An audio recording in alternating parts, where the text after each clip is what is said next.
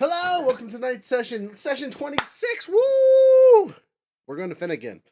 In the meantime, we keep losing people in and out because of storms in the Midwest. Sorry, Mid-East, mid of the country, cornfields, the Middle East, cows, wherever y'all are hiding. Let's get a quick recap while your DM struggles to put all of his things that he needs together. What we got? What we do last time? Someone's fill me in. Fill us in.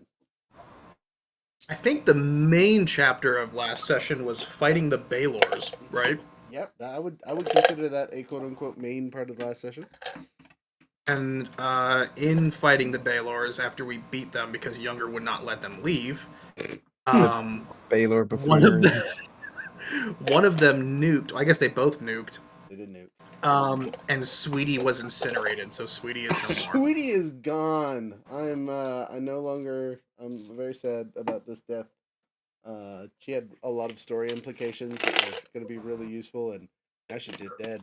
Now you guys have a whole group of people who are going to try to murder you. You're just slowly acquiring people that are going to get you. Emphasis on try.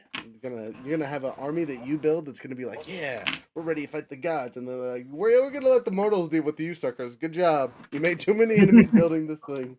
Good luck. It's like the thing from Fable, right? All those good and bad favors that you do depending on what choices you make. You know, yeah. If you don't have enough money to pay everyone off, it just is total chaos. That's what you guys are doing to yourselves. It's gonna be great. They sent her off with an adventuring party. Like, they had to know. Oh, yeah, she wasn't coming back. Yeah, she was gonna die. They sent her with a mummy, a skull-faced robot, whatever Profi is, and a horny board. I'm only human, dang it. Whatever you are.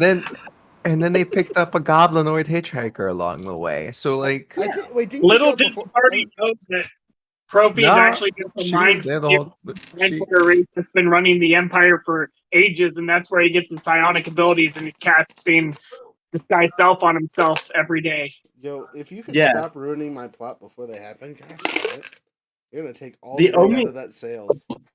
The only one of us who would have made any sense at all to send her with would have been Barrymore. Yeah, that's how it started. That's right. It was wholly his fault. It is. It was. End of the day, her death is on him. Dun, dun, dun. I was like, run! And then it exploded and incinerated her. You could have made it. Explodes her on purpose. No more dealing with that annoying ass. Hey, you know actually whose fault it is Younger, who wouldn't let the Baylor run away. Dang, calling him out. You're right. I'm just talking about mechanically wise, guys. Gosh.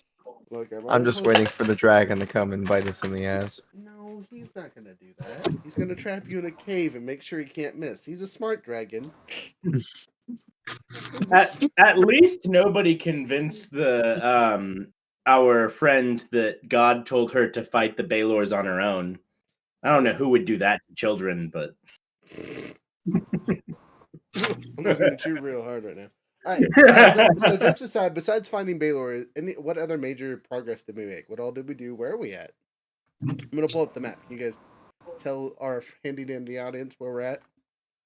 Well, we decided to go back to Finn because we were gonna go from Finn to hit the coast, right? Yep. So you're going back to Finn, and then you're gonna take the river down to Ashfall. There's no formal roads between Finn and Ashfall, but they're connected by a very long river that basically acts as a major highway. We didn't count the experience points from the zombies we killed. I did. Your 200 experience points were figured into my math.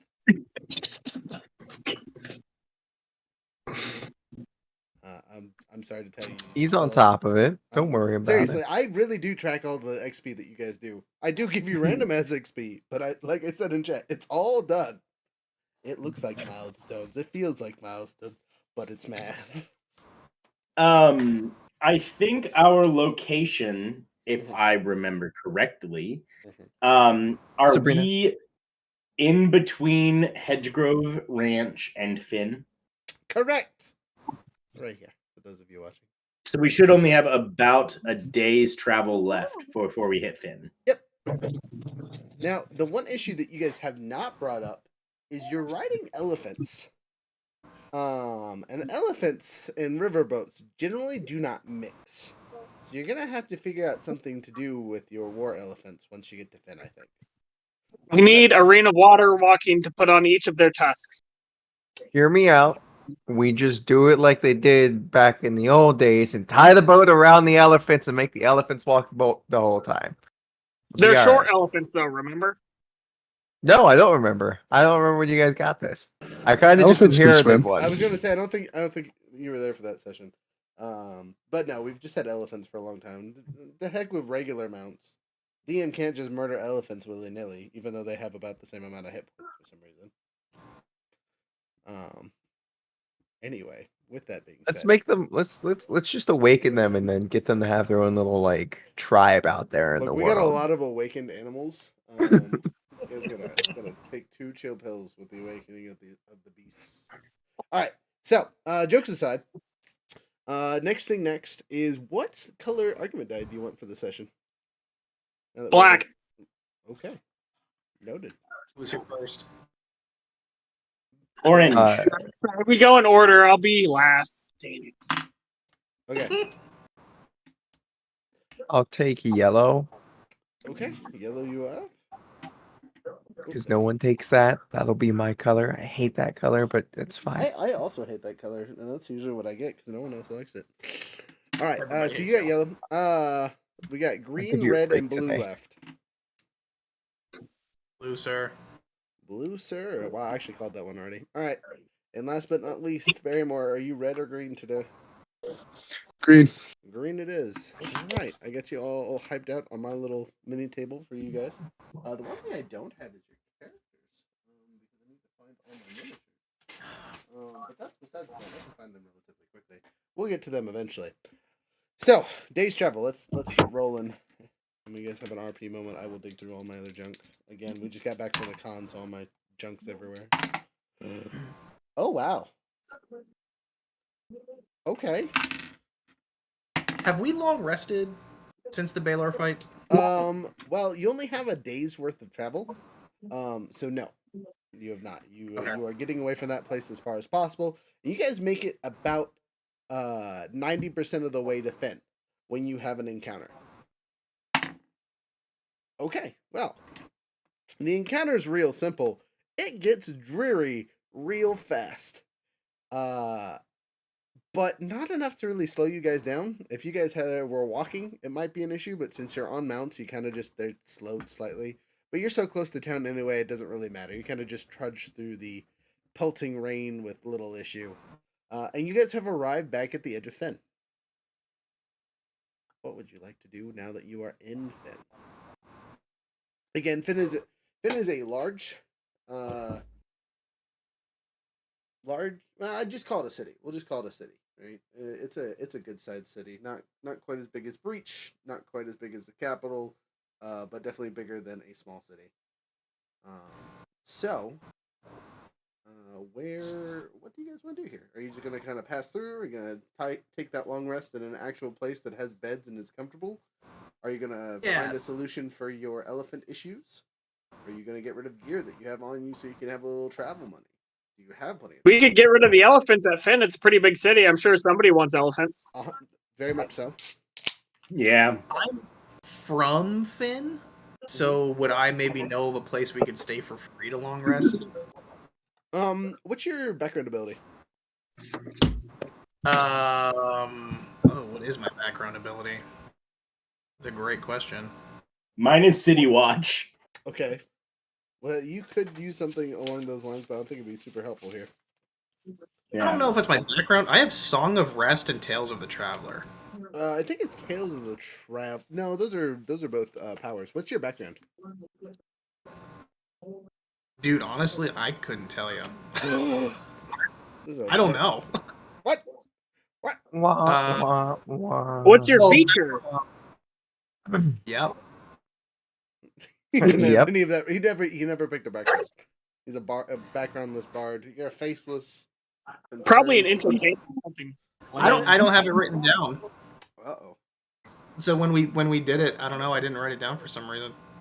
What are your? Do you have your personality traits or anything like that written down? Yes, I have. I can. I always have the ability to diffuse tension. Okay. What else is your thing? Because That's my personality trait. My ideals are tradition. My bonds are with my instruments, and my flaws are sucker for a pretty face. that's definitely you're definitely an entertainer background then. I think I am. That sounds familiar. Okay. I'm so good. Okay. Anyone else have any relevant backgrounds that might fit here? I'm looking at you, Barrymore. We picked up Sweetie here, and she was royalty, right? I might want to Nope. avoid the royalty here. No, Or no, we you could. did not pick her up in Finn. She not was in Finn. Nope. You. No, we did. Not. Yeah, because I introduced him to the blacksmith dwarf guy that he talked to. It was in Finn. Yeah, No. it was in Finn. No, it was totally not in Finn. Yeah. It was not in Finn. It was in Hedgegrove. I don't know Hedgegrove. Why would I know the blacksmith in Hedgegrove? Because it was nearby Finn. No, yeah, you guys just talked to her. You went through Hedgegrove and talked to the blacksmith that was in the market area.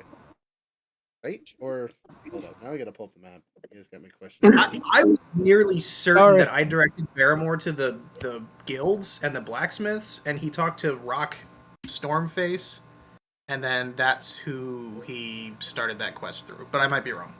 I could have sworn it wasn't Finn, because if it was Finn, she would be a very different character. Oh. It definitely wasn't. I feel like you threw out interesting enough names that I'm inclined to think it might have been Finn. Wait, was it a mural? Because that was on track. Or Toonie? That doesn't sound familiar. Okay, well, maybe it was Finn. We can take her body to the local temple and see if she can be resurrected. That is an option. If you guys brought her body, you guys want to odd even? I would have at least brought her body. Yeah, about to say the Okay, one that's so- obsessed with the death probably would, all right, I'll give you that one. Roll it. if not, made it mean- bring itself. Like, Does she have a body anymore? Because she was nuked. She was Yeah. nuked. We can bring some viscera back. if we bring ashes, they should be able to put her together in a pot. We can bring her so back to life like the that. issue that brings up that I should probably talk about is the fact that she definitely took over half her health in the negatives, and then some. So like her soul would not want to return whatsoever. When you get destroyed that badly, you just like Yeah, she She's probably horrendous. doesn't at that point. Or just hold a seance when her people come a knocking. It'll be fine. You know, it's just a free cremation. Like, I could have scooped it up. Just put it in an empty potion bottle for them. yo. That's a person Oh. I'm talking about. Do I still have my mom's house? Because that would be a free place to rest. We all just crash at your technically. parents' place. Well, his mom's dead, so. It's fine. Yeah. Technically, yeah, you could totally do that, and you know where it is. So, Yeah. you head to where you grew up, right? For the most part, you lived in this house probably since the age of 5. And as you walk up the stone steps, you see a very familiar face sitting in the front yard. It is your mother's best friend. Oh. Okay. Hi. Whatever her name is. Oh, don't be like that. Give me a name. Barbara. Rosie. Rosie. Hi, Beulah. Beulah. That's a name right there. Beulah smiles and says, "Ah, you returned. How long are you staying for this time?" As long as me and my companions are staying in Finn, maybe a day or two. Oh, not long. I have bad news for you, kiddo. Oh? Your mother died about a year ago. Oh. Yeah, I knew that. Oh. So you knew. Dad told me. Your dad told you. You ran into your father? Yeah, he was here last time we were here. We visited Mom's grave, and he gave me a stack of letters. Oh. Well. That makes my job a lot easier. I've been sitting here every day from noon to 4 since she passed, assuming that you didn't know. Oh, Uh, sorry. that's okay. I was happy to do it. Luckily, she has a nice house. I hope you don't mind. I've had some relatives staying here taking care of the place. They're good kids. Um, your mother said they could stay here rent free for as long as they needed as well. But there's only 2 of them in there, so I'm sure there's room for you and your companions. And technically, this house is yours, so treat them how you will. They're out working currently. They'll probably be here this afternoon. Okay, that's fine. They can stay at the house. I don't mind. You're very kind. He stands up and she seems frail. You ever look at someone that you've known for a very long time and they just seem small? Mm-hmm. This is how she seemed. And if your mother was anywhere near the state that she is in, it is not a surprise that she passed. This woman is not ancient, but just old, and like her time is near. Her and your mother basically grew up together and traveled along for a long time, so it's not a big surprise that they are near the end of the line at the same time. Does Though you'll know her children have had a brood throughout the years. She had 6 on her own, which were some of your best friends, and their kids now have kids, and she has somewhere along the lines of 30 grandchildren that she takes care of from time to time. Okay, then she has family. All at the same time. Some days, she giggles as you bring them up. Rhett, you would know all of them by name because you probably spent a good amount of time with your best friends babysitting, earning money on the side, things like that. Yeah. So, bye, Beulah. She shakes her head and says, "Keep safe, son." Also, is that a scorpion? As she gets like within 3 feet from you and realizes that there's something scurrying next to her face. Yeah, that's Stinger. He says hi. Well, he can say it for himself if you speak Dwarvish. She does. She gives him a very formal dwarvish hello, and Stinger repeats it perfectly. The shock on her face looks like you just about killed her. She kind of stumbles out the yard, grabbing her chest. Don't worry. It's just spirit. What? All right. Well, you boys want to head on in? We can take our rest.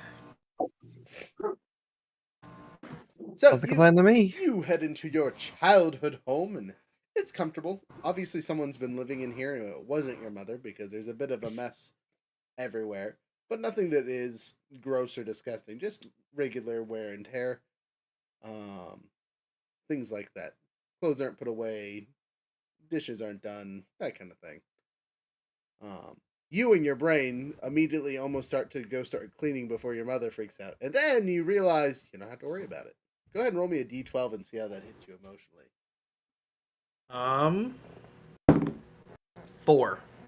Not well, friend. You are choking back the tears and being a little bit emotional about it. You go into your room, which is no longer your room, which will make you roll another d12. All right.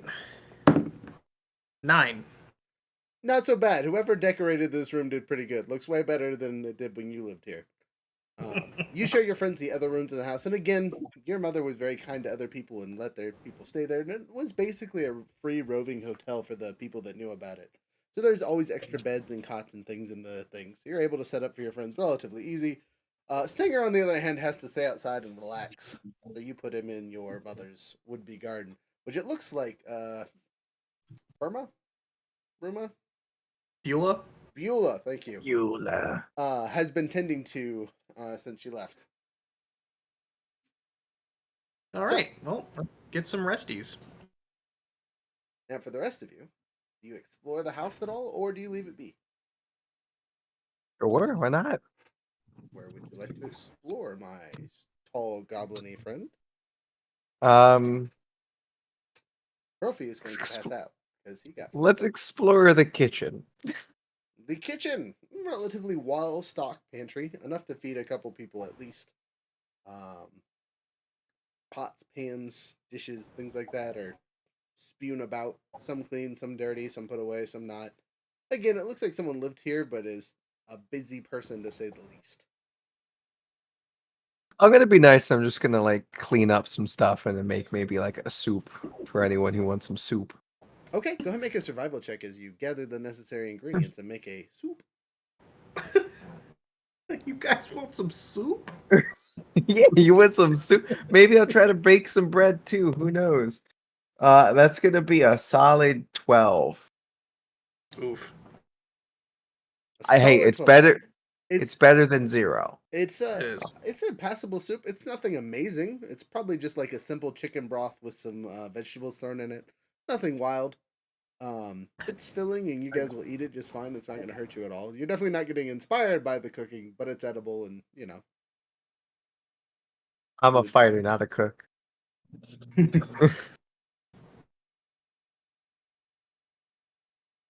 So- I would go and ask our friend Rhett if is this house the only thing your mother possessed when she passed besides the letters? There might be something in the attic. Yeah, I don't think I got anything from her. I think I only got stuff from my dad, so I guess we could look. We could check out the house and see if there's anything around. The attic and the cellar. I say I'll look in the attic because I can go into a shadowy form and slide around more easily. At least Okay. see if there's something there. I'll check the cellar. You both do so relatively easy. So we're going to start up top. So there is plenty of stuff up there, but a lot of it seems like recently moved. It looks like if there was stuff up here, none of it belongs to the former tenant. All of it's new stuff and things. And by new, I mean it doesn't have dust covering it like everywhere else on the floor, so it's very apparent that it has recently been put up here. You don't find any old chests or anything like that that are covered in dust like you would generally find in an attic. Squeaky floorboards. Make an investigation check if you'd like to see if you can find anything like that. Absolutely. Just one sec. I need to open it up because I had it open and then it closed on me. Okay. Oh, I don't got great investigation, but I'll try. Hey, I'll say a 14 is better than nothing. A 14, fantastic. As you search for loose boards and things like that, you find some naturally loose ones that are up there, but nothing that is hiding anything specifically that you can find. Okay. Unlike her son Rhett, his mother was relatively honest in all things, so she didn't really have anything to hide from other people. She was one of those people that just shared everything she had.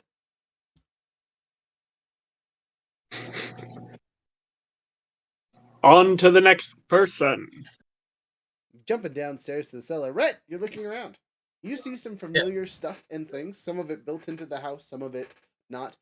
Because of how old this house is, it was built shortly after Finn was founded or refounded the first time. So there are some really interesting old magic items that are built into the walls, such as heating rocks, cooling rocks, some water rocky stuff connected to some pipes. Basically, it's one of the more advanced houses in the city, again, which is one of the reasons why it was used as a kind of stand-in hotel. All right. Nothing I would want to take, though. Right? I mean, the stones themselves are valuable magic items, as it's not something that are crafted much very often, but then they can no longer be used for the house, so, yeah. So I want to check around the other rocks, like in the wall that aren't the magic rocks, to see if there are any loose rocks. Sure, make another check. Investigation. Yes. Let me find investigation. Oof, that's a crit fail. Yeah, so no. You touch the rocks and find an old something. We'll say an old marking that you made when you were a child. And you're just flooded with memories of this place. Hiding down here, practicing music with the old band. Just all kinds of everything. And the sound of your mother's voice rings in your head. You take this time to cry. Okay. I take psychological damage. Oh, wait, I got the time for this. Emotional damage. That's what Oh, I was waiting I'd go down Do I- awkwardly to find another state. All right, jumping over to our other two that haven't said anything yet. Barrymore, what would you like to do? You can just rest. That's what Profi did. Profi went into the room where he said he was totally asleep and just went done. Soup first, then rest. Okay, soup good, then rest. All right, Kettle, you don't really need to eat or sleep, so you know. Yeah, and I don't necessarily need to watch over the group or anything. Yeah, you're pretty sure you're in a safe spot. Oh, you should turn your club into an actual weapon now. Ooh, I could improve the Holy Club. The Holy Club. Yes. I would like to do so. I would like to seek out someone to improve the Holy Club. You're not going to do it yourself and imbue it with the powers of your god? I don't think I can do that. Okay, that's a fair self-assessment. Um, So you leave the group. You inform the group that you're leaving? yes. Yes, I will inform the group that I am leaving to go improve the Holy Club. Okay. Church or something? Wild. So you start walking your way downtown, walking fast, faces past, and you are Smith-bound. More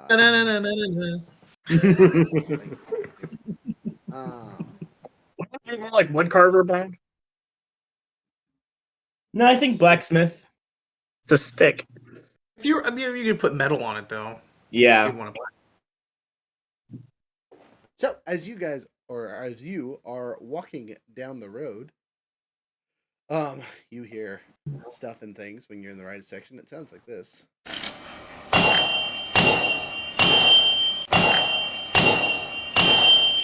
You know you found the right spot, or at least you think you do. Okay. You went to the forge, and a young human male is currently smashing on a sword. Standing not far behind him is a dwarven man, probably in his middle years. And he turns to you and loudly shouts, "Hello! Can I help you?" You notice he still has his earphones on, so he can't really hear you very well. Yes, you can help me. I believe you can help me. I think. What's up? I'm listening. I'm looking to improve this as a weapon, and I hold up the holy stick. Let me see it, he says. And I hand it to him. I realize you can't see my camera. He taps his apprentice on the shoulder, tells him to stop as he's looking at this club. Now, just for everyone else's sake, describe this club to us really quick. One more time. What's it look like? What makes it holy? What's special about it? Younger. Yes. You designed the stick. You gave it to me. Yes. It just a sec. It was glowing. It glowed briefly. Yeah, it appeared to me when I was praying to my God for the first time. And yeah, it just appeared and I took it. Okay, so follow-up question. Is it like a legitimate club, or is it just like a glowy branch that you picked up that happens to be thick enough to whack people with? So it was long enough to be it's a quarterstaff is what it is. Yeah. It's a holy quarterstaff. Oh, you are in the wrong place then.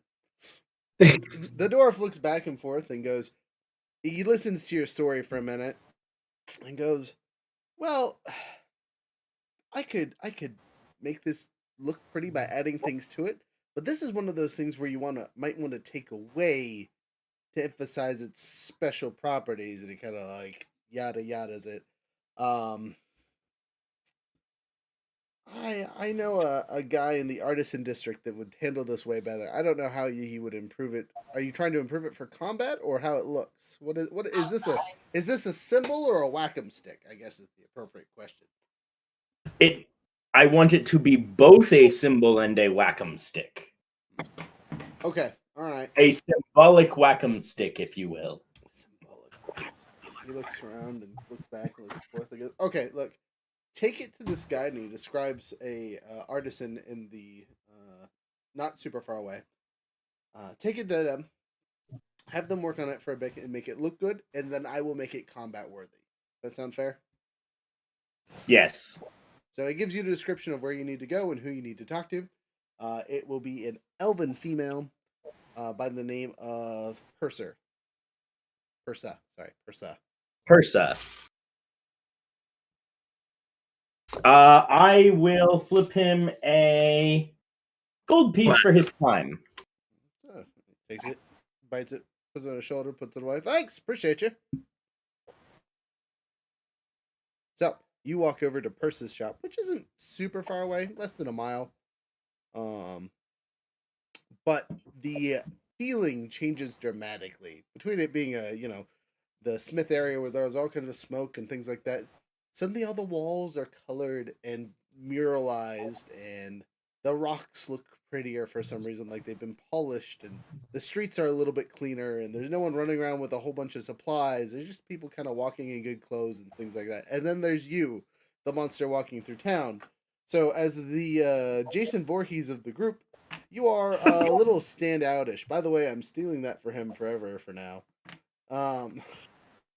So I am wearing, a purple mask and a hooded cloak that looks like a monk's cloak. Yep, anyone that looks at your purple face goes, and walks to the other side of the street. I'm not saying you're outright terrifying people, but they are not looking at you for more than a couple seconds. You know what I mean? Also, have you considered your smell? What do you smell like? Because, is it you're like rotten flesh, right? No. His flesh isn't run; it's just exposed. Part of his magic keeps his former body in pretty good condition. Like Frankenstein, he doesn't smell bad. He just looks terrifying. Yeah, something along those lines. Yeah. He definitely I'm smells, the best he definitely smells like skull pennies, man though. you've ever met. No, you smell like pennies for sure.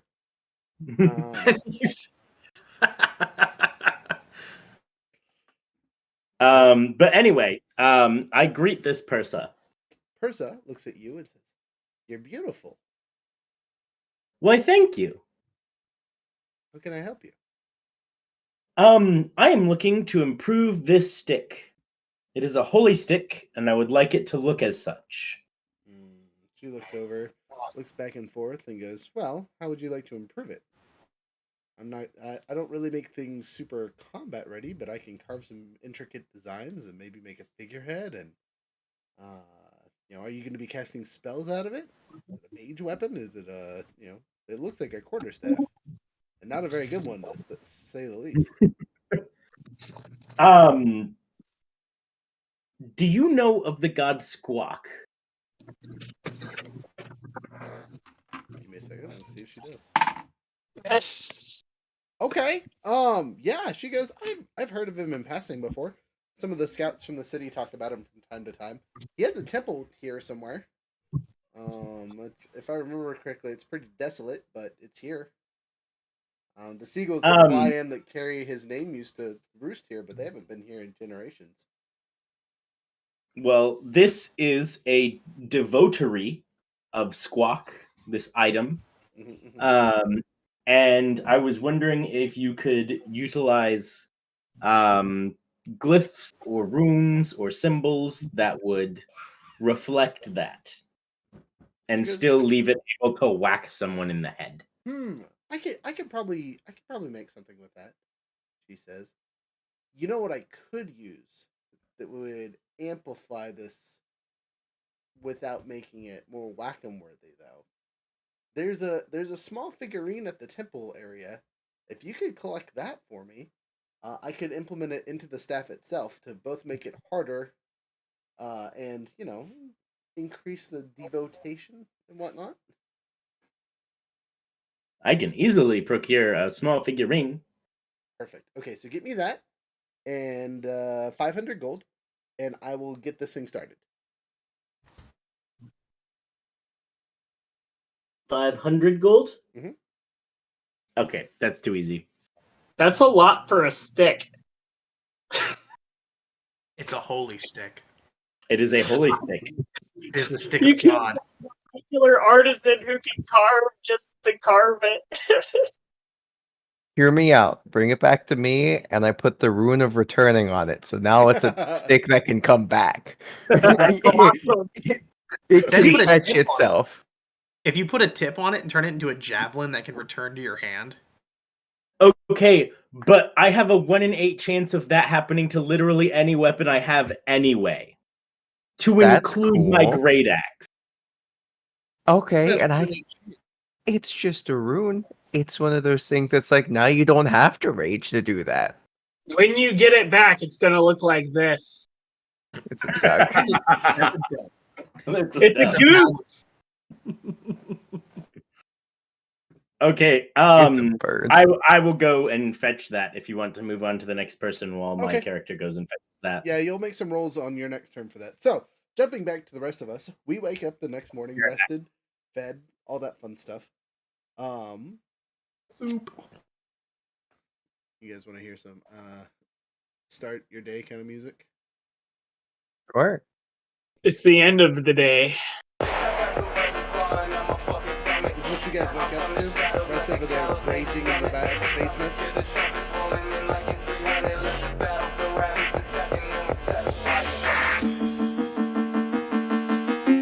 Whoever's playing that in my house, I kick him out.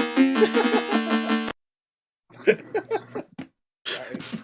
Anyway, So prepare you have for been more shitty banned music from tonight. living here. all you hear is Rhett say, It's time to stop! you guys have been introduced to the two squatters. I'm gonna call them squatters, but they're not, right? They're here with permission. And they seem like nice enough people. They are also very musically inclined, which explains why they were so apt to stay at this house. Because many fancy music-y people have been here, right? Rhett, you'll remember that it is very common for musical teachers to show up to this hotel, because it's kind of earned itself as a free place to the people that know, yada yada. And if you don't know an artist that's happy to stay at a place for free, you don't know an artist. So they've introduced themselves. They're nice. They were very appreciative for the soup, all that fun stuff. They take off to work almost immediately. As one of them, they're both dwarves, by the way. One of them takes off running. The other one, you hear, Wait for me, I got little legs! as they run off around the corner. So, All right. what do you want to do? Same starting order, Rhett. What you doing today? So there's like 2 stores I want to visit, but I don't have to do them simultaneously. Okay. First place I want to go is to my blacksmith buddy, Rock Stormface. Okay, you go to Rocks. What's up, Rock? What's going on, dude? What up? Hi. I have 2 projects for you if you feel like you can undertake them. It was about some crazy looking monstrosity came in yesterday trying to make me work on a stick. Oh, yeah, that was probably Kettle. Did he have a weird face? He had a mask on. It was purple. Yeah, that's him. Oh. Yeah. So first things first, I want to, and I have Stinger with me. I'm gonna introduce him to Stinger, and then No, it's a bug! What are you riding around on a bug for? You're gonna turn into a caterpillar and then turn into a butterfly, and then you're dead because it's gonna sting you in the back and plant its eggs in you or something. It's gonna be wild, Rhett. Wild. So he understands you. You taught it Dwarvish, you bastard! I did, and he's intelligent. Stinger over there. If scorpions could look smug, he looks smug. The dwarf, on the other hand, looks horrified because why would you teach scorpion Dwarvish? For goose. Please. It's worse because he can actually talk, right? Yeah, It's not just teaching him how to understand. He probably just thinks that he doesn't know it can talk yet. it's coming. Wait for it. So I want to see if Rock can. So what I want to get him to do is so like his claws like this. Mhm. I want to put like little sleeves on his claws that have blades on them. I want to give him bladed claws.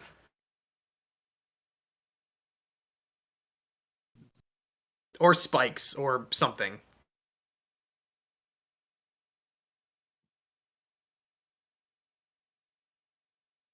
To maybe give him more damage. Did I bug the DM? Sorry, Make I got a make a text message. sword that he It's can important. hold. I will have to address that in a minute. Sorry. So you want to do extra claw damage with some kind of crafted pokey pokes for his claws? See. Okay, so because of the design of his claws, you don't really want any spikes because then he'd be stabbing himself, right? I mean, you could make metal plates, but then he'd never be able to actually close his claws all the way. Okay, yeah. So it might be more beneficial to make some kind of blades that go on the outside. Yeah, that was my point. Yeah. So like, I mean, or spikes. Yeah. You could do it spikes on the outside, whatever you feel better with. But yeah, he could totally make some. And he's intelligent enough to be able to like use his claws semi-acrobatically. Right. Hear me out. You get him a scorpion shield and like a scorpion-sized sword. All right, you just let him run around like that. Be like, pow, stab. I actually wouldn't be opposed to like his left claw being like a shield on the outside and his right claw being bladed or something. That'd be pretty cool. Okay, so whatever's easy. Well, it's definitely not going to be easy for him, but he could do it. He's going to need your scorpion for the rest of the day as he, fits metal to it and figures out a system to keep it on the claw and whatnot.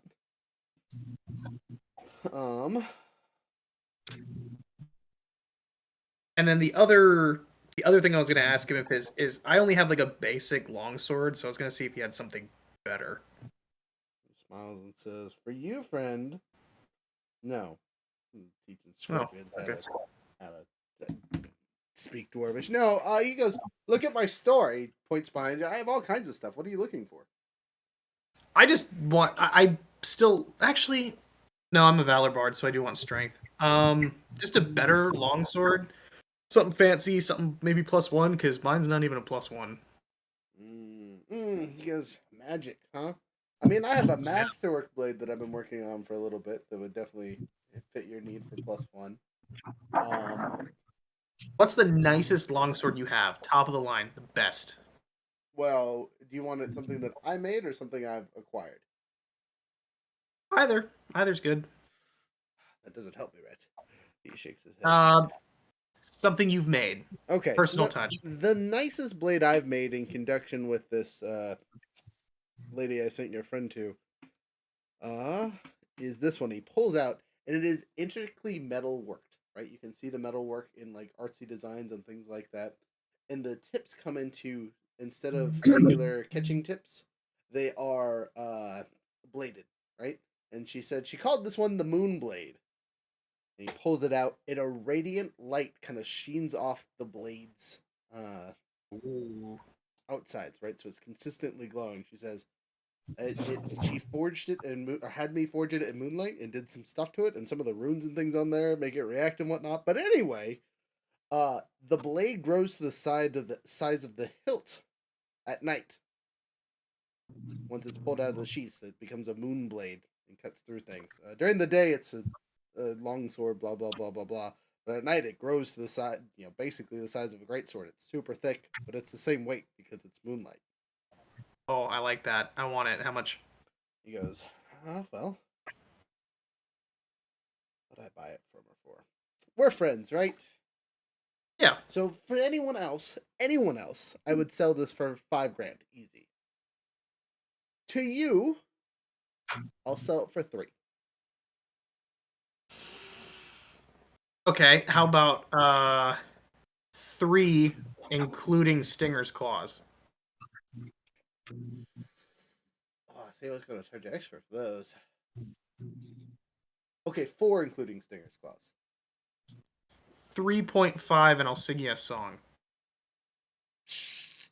3.5. I take care of Stinger's claws. You sing me the song, and if you make any profit, it's mine.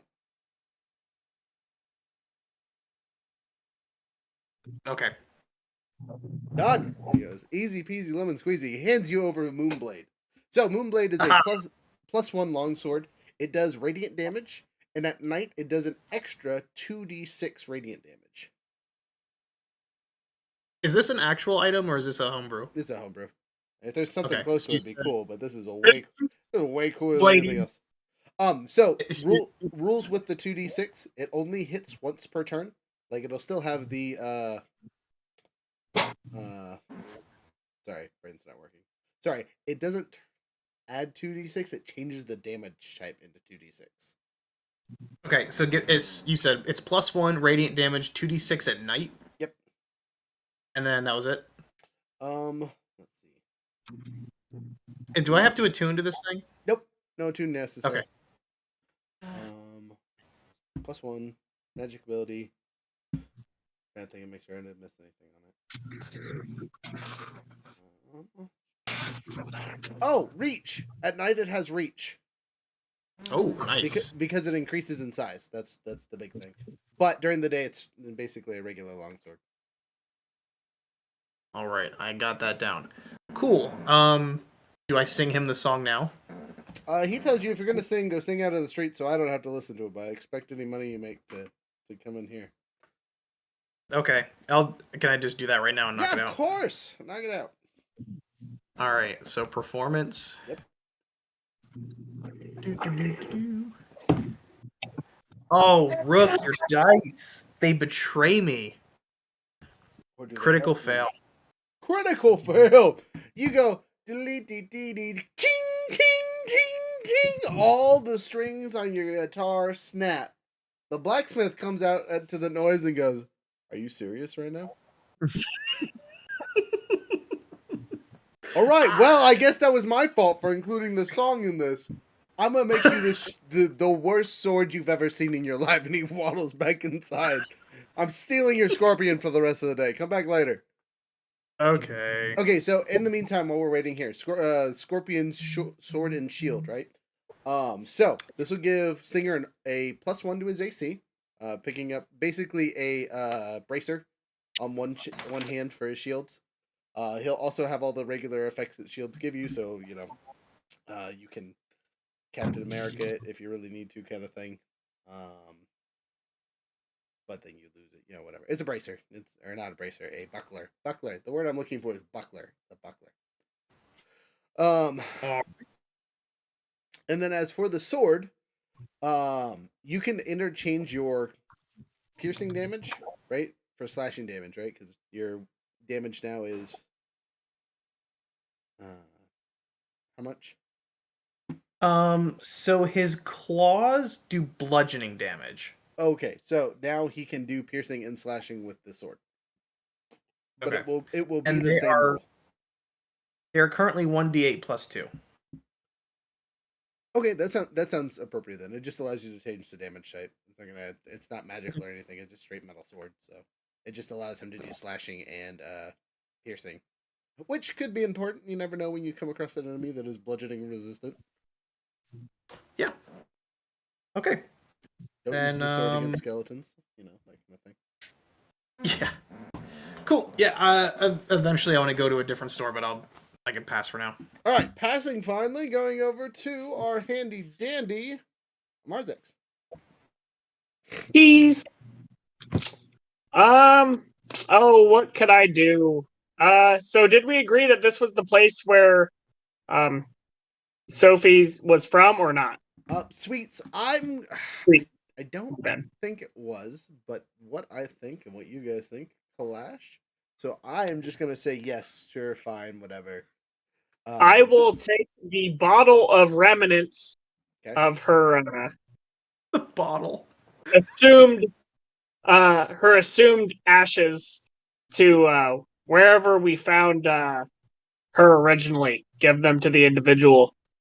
I believe it was the blacksmith. You said the Stone Guild master, I think. Stonemasons Guild. Yeah. I will go to the Stonemasons Guild and return these ashes. Return them. I brought Sweetie back here. Yeah.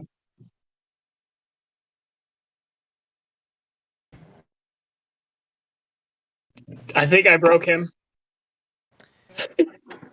No, again, sorry, I had to reply to that text. It was important.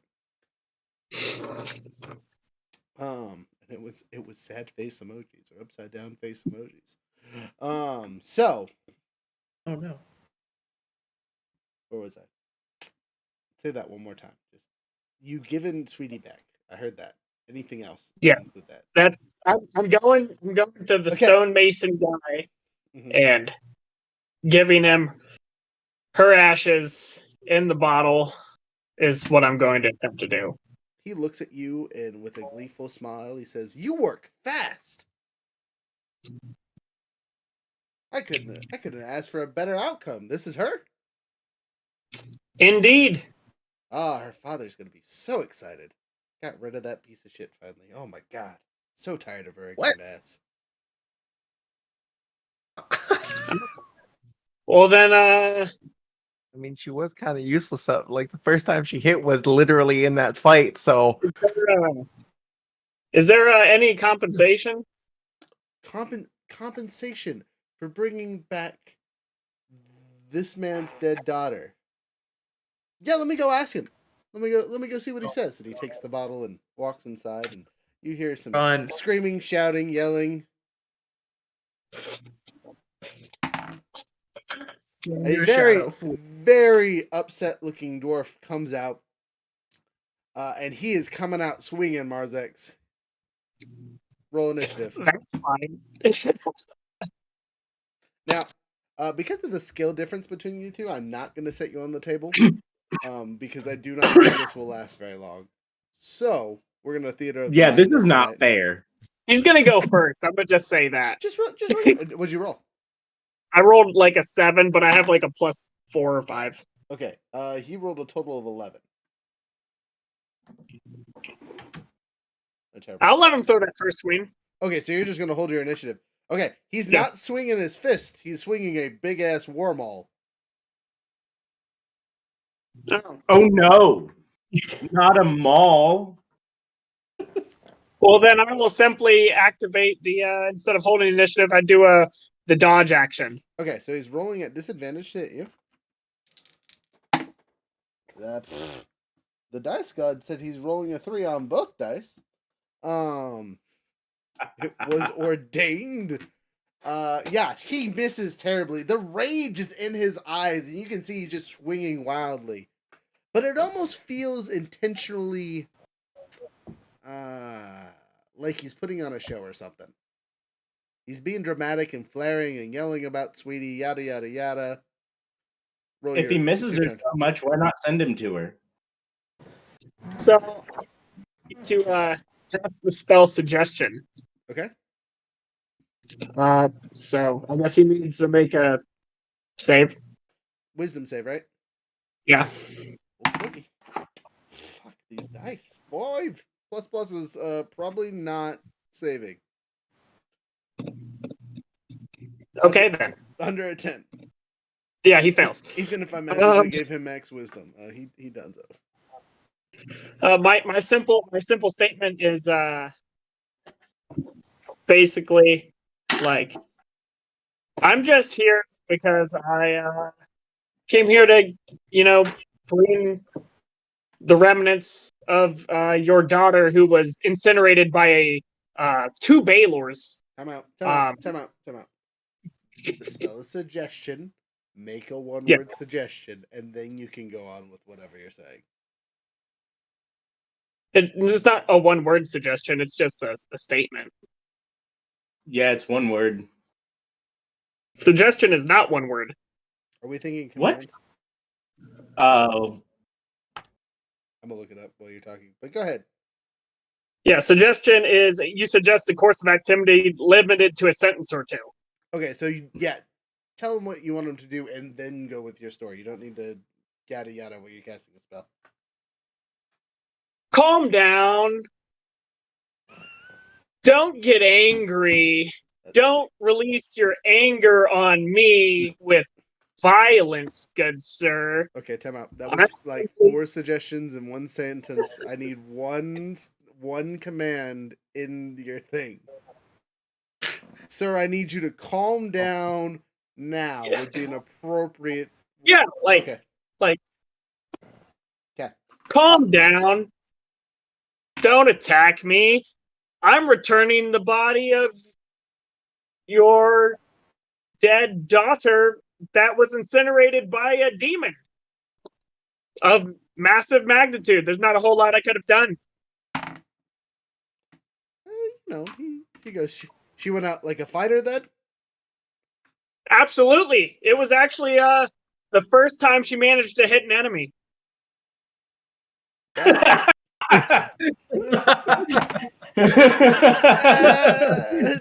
Not great hearing those words. He was doing good when you told him she got murdered by a demon.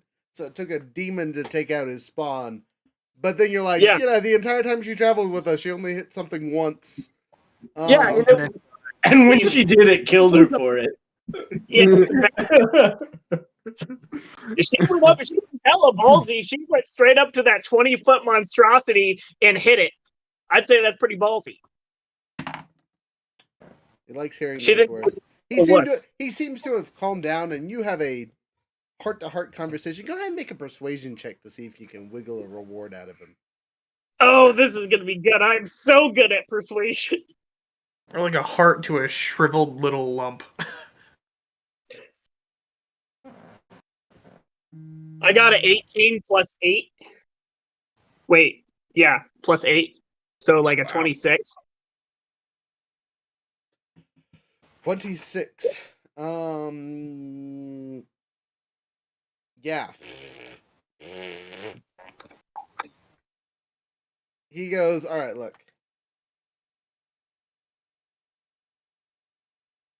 I was saving this for her, and he pulls out a small little box and says, she won't be needing it anymore.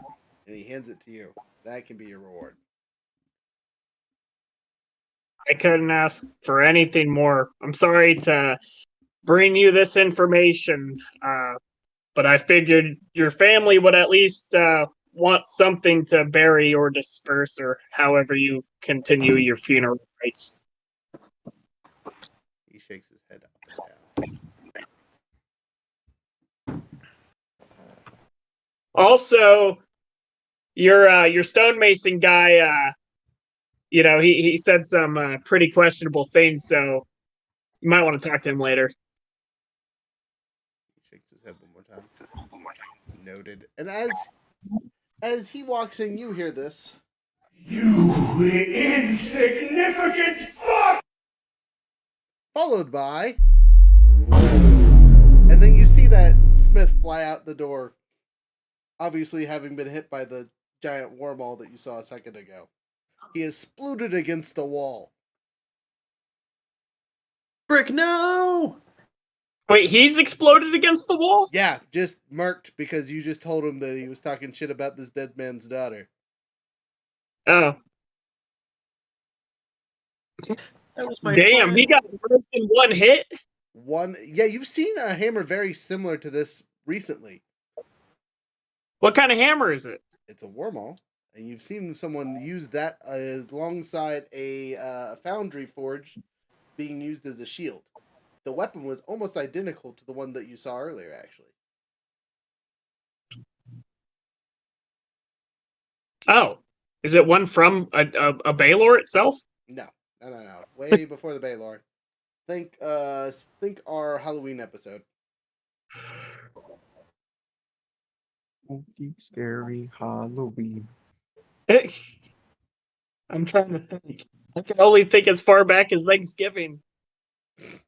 Okay, so I'll just recap it. One of the spiritual warriors you guys fought when you were kind of figuring out the whole mithril justice thing was holding a hammer and an anvil, and using the anvil as a shield, and the hammer would whack you guys and then send you all flying into the distance. That wasn't the rocket hammer. That's a pretty fancy tool you have there. Are you sure you want to talk to him right now? I mean, I got more spell slots. He looks heated. As a DM, suggest do not mess with this level 20. Oh, damn. I didn't realize he was level 20. Shucks. Good thing I cast suggestion. Okay, I'll leave. I'll let the cops deal with this. It's above my pay grade. Those are all appropriate things to do. You could go over to the clumped body in the corner and cast healing if you care about him, or spare the dying if you have it, or you just dip potato chip and call it good and move on to the next person. I'll just grab his limp body and say, "I guess I'll get rid of this for you." You start dragging the limp dead body of the former son. As soon as I bring him around the corner, I attempt a medical check. Roll it. By the way, Rhett knows this guy. Like, this is his buddy, so keep that in mind. Yes. Well, your buddy says some shit, bro. Yes. So Rhett, you would also know the father. He's a local folk hero. That defended Finn at one point in your lifetime, probably when you were a child. Killed 30-ish bandits all by himself that were attacking from up the river. Okay. I got a you total know of of him. 16 medical check. Say that again. Sorry. I got a total of 16 on the medical check. Okay.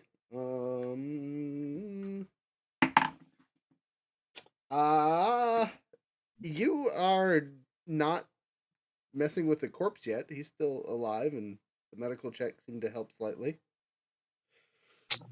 Okay. I'm now going to bring him to the closest place, whether it be a church or whatever, so he can get some medical aid. Okay. So you take him to From the a nearest church for a professional, and as you drop him on the nearby steps, the people come out to try and mess with him and go, "Do you know him, or are you just dropping him off here, stranger?" I know him, but can't really explain why this happened. So They go, "Okay," and they take him off. You notice one of them starts running towards the guard station. You should probably leave. Jumping I over do. to our handy dandy, the goblin, the tall goblin. Tall goblin, what are you doing?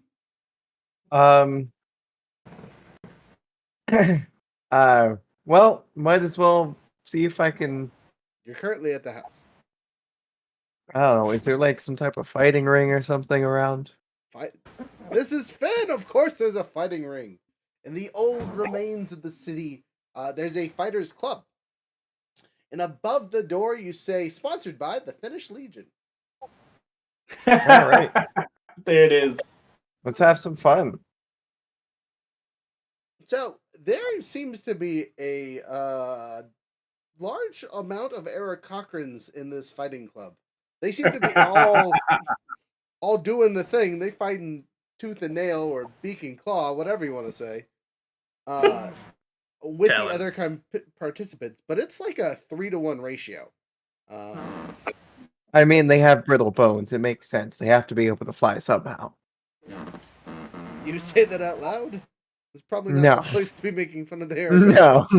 God, So no. you, who do you walk up to? Again, there's like 3 or 4 groups of people fighting, either individualized and like standing around in the circle, or like groups fighting all at the same time. They are not using weapons currently. They are all using fisticuffs or feet or beaks or claws or whatever. Is there like a tournament thing going on today, or is this just them doing it to see? Because if there's something I could try to win here, I'd like to try. You look around and they go, "Well, there's nightly bettings that'll start soon, but no, this is just training." Oh. Well, anyone need a sparring partner? A small human female pops her hand up. "Sure, you look about my size." All right then. Why not? Oh, God. As you step into the arena or ring, you feel the magic leave your body. That's fine. Oh, rough. And suddenly, actually, you probably wouldn't shrink due to magic loss, right? No, because it's after level 5, I just grow. Okay. So Never mind, don't worry about that part then. So as you enter the arena, your rune magic is obviously been dispelled by something. So any of your runes that you take into the circle are gone, and or your feeling of connection to rune magic has been lessened. You feel a little hazy. But it doesn't really affect you too much physically. So she says, I warn you, I haven't been beat ever. She seems to stretch and turn and twist. She kind of is that little What's she hop. look like? Small human female. Okay, Unassuming. like does she look like does she kind of give like an air of like monkeyness to them? No, not whatsoever. Okay, well, might as well try. Why not? You Well, if she's never been defeated, has she ever fought? You don't know. So you roll your initiatives again between your guys. Is two things. I'm not gonna throw the thing because it's just you two fighting. So you Yeah. can imagine your character tokens sitting next to each other. You're not using weapons. You're using fisticuffs. Yep. All right, roll your initiative. You hear people betting in the background. Oh wow, that was a bad roll. It's a fat 8 for me. So. She rolled a fat 2. Oh, with her great. pluses, she's way under an 8, so you're first. All right. Oh, it's great. I've got what is that? It would just be 8 plus 5, I guess, because it's just my strength. Or do I also get my proficiency because it's my fist? To hit, yes, you still get your proficiency to hit with your fist. Okay, cool. So that's a dirty 20. Okay, dirty 20. You swing with all your might. Now you're not a tavern brawler or anything like that, right? Nope. All right, so just 1 plus your strength. Yep. So it'd be 6 points. Just You do 6 points of hacha damage. You hit her right in her. Oh jeez. Right arm. She deflects the attack. that's cool. I attacked 3 times. So roll it. that is going to be 15. 15 hits, and you hit her right in the stomach with the second shot. Full damage. That's 6. So for the damage again, and then it's another 15. The last one she deflects with her hand. She punches your hand with her hand. Like, so you go for another stomach go, she just punches your hand out of the way. It's her turn. She only gets 1 attack. 16 plus pluses. What's the pluses? 4. Yeah, that's gonna hit. Okay, so you take 6 points of damage. It's the same as what you give out. Oh, okay. So we're just gonna have fun with each other. Gotcha. Now, would you like me to roll body parts die for you since you guys are in a fisticuff match? Sure, why not? The stomach punch is traded. You're way faster than her by far, but you felt that in your soul.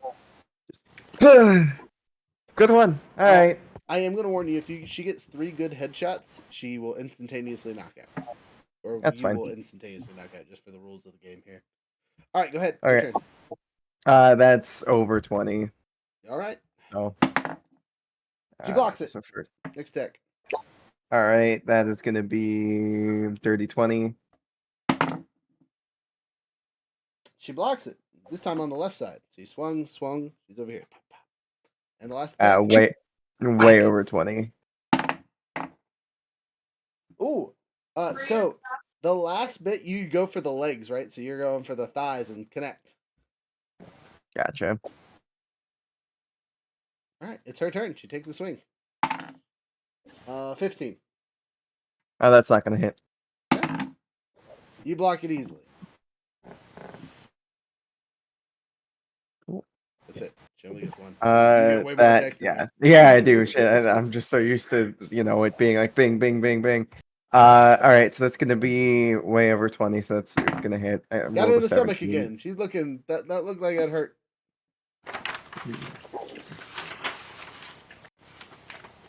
That's an 11 to hit. I don't think that's gonna hit. That misses. Yep, she just dodges out of the way. All right. And then this one is 19. She blocks it. 19 total to hit. Yep. All right, she hits you in the...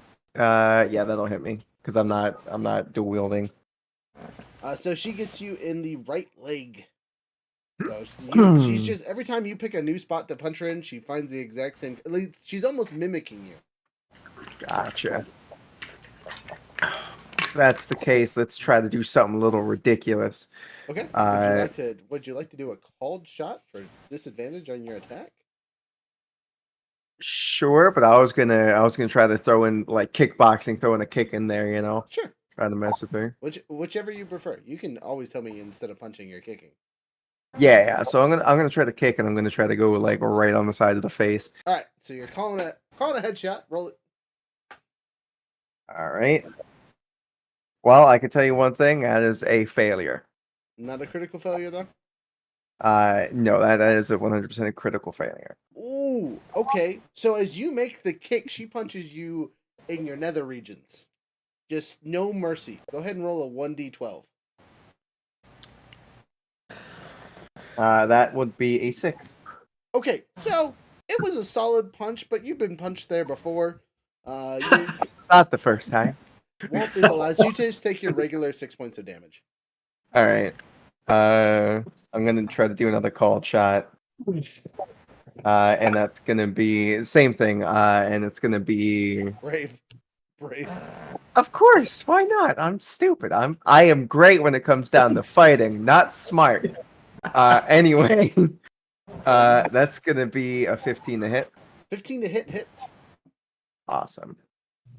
It's just the D6, so I'm not sure if she. Left foot. So you go for the feetsies again, and she just kind of kicks it out of the way. Oh, I was trying to go for the head again. Oh wait, Called you did a called shot. Sorry. Yeah. She blocks it with her left foot. Is what I'm telling you. Gotcha. Oh, okay. I'll try again. Woo! Oh, cool. My dice. It went on the attack. All right. She blocks a headshot with her foot? That's Yeah. impressive. So Yeah. she just jumped up and kicked his foot out of the way as it was coming straight for her face. All right. So that's gonna be 22 to hit. Okay. Called shot to the face still. Yep. Oh yeah. No blocking there. She just takes it straight to the face. She looks dazed to say the least. It's her turn. With her Wait a negatives, second. negative. Action surge. Fuck that. She doesn't get another turn. Oh, okay. I'll save this roll for later, I guess. Do it. Roll it. Call it again. Yeah, I'm doing the same call. This time I'm just using the fist. Okay. That's gonna be 14. Okay. Total? Yes. Okay, you miss. All right. That is going to be a 16. Hits. Wait. All What do you right. think, Crazy? She blocks it. Oh, good for her. Still going for that face though. And that's gonna be a 21. Blocks it. Yeah. So the first kick, she just like covers with her hand and knees, and then her other one, she just punches your foot out of the way. Like she saw it coming. You're getting predictable or something. Oh no, this I went from kick to punch. So it was like pow, pow. Okay. Apparently she's ready for your combos then. All right, it's her turn. With negatives for stun is straight up 0. Straight up 0. Oh. Oh no. She just the blocking too much for her. Your turn. Alright. Doing the same thing as I have been. Oh, it's meant to be. That's gonna be it's gonna be a 22 to hit. And it's gonna hit and definitely connect with the head. For sure. Great, so I just need one she's more done. headshot. No, And she's done. Oh, cool. She not you. You're a hero. You get 3. So she goes through and you get her with that second one. She's already Mortal Kombating it up, right? You just Finish her. done. Wait, I got sound for this. Ready? Get a lot of these lately.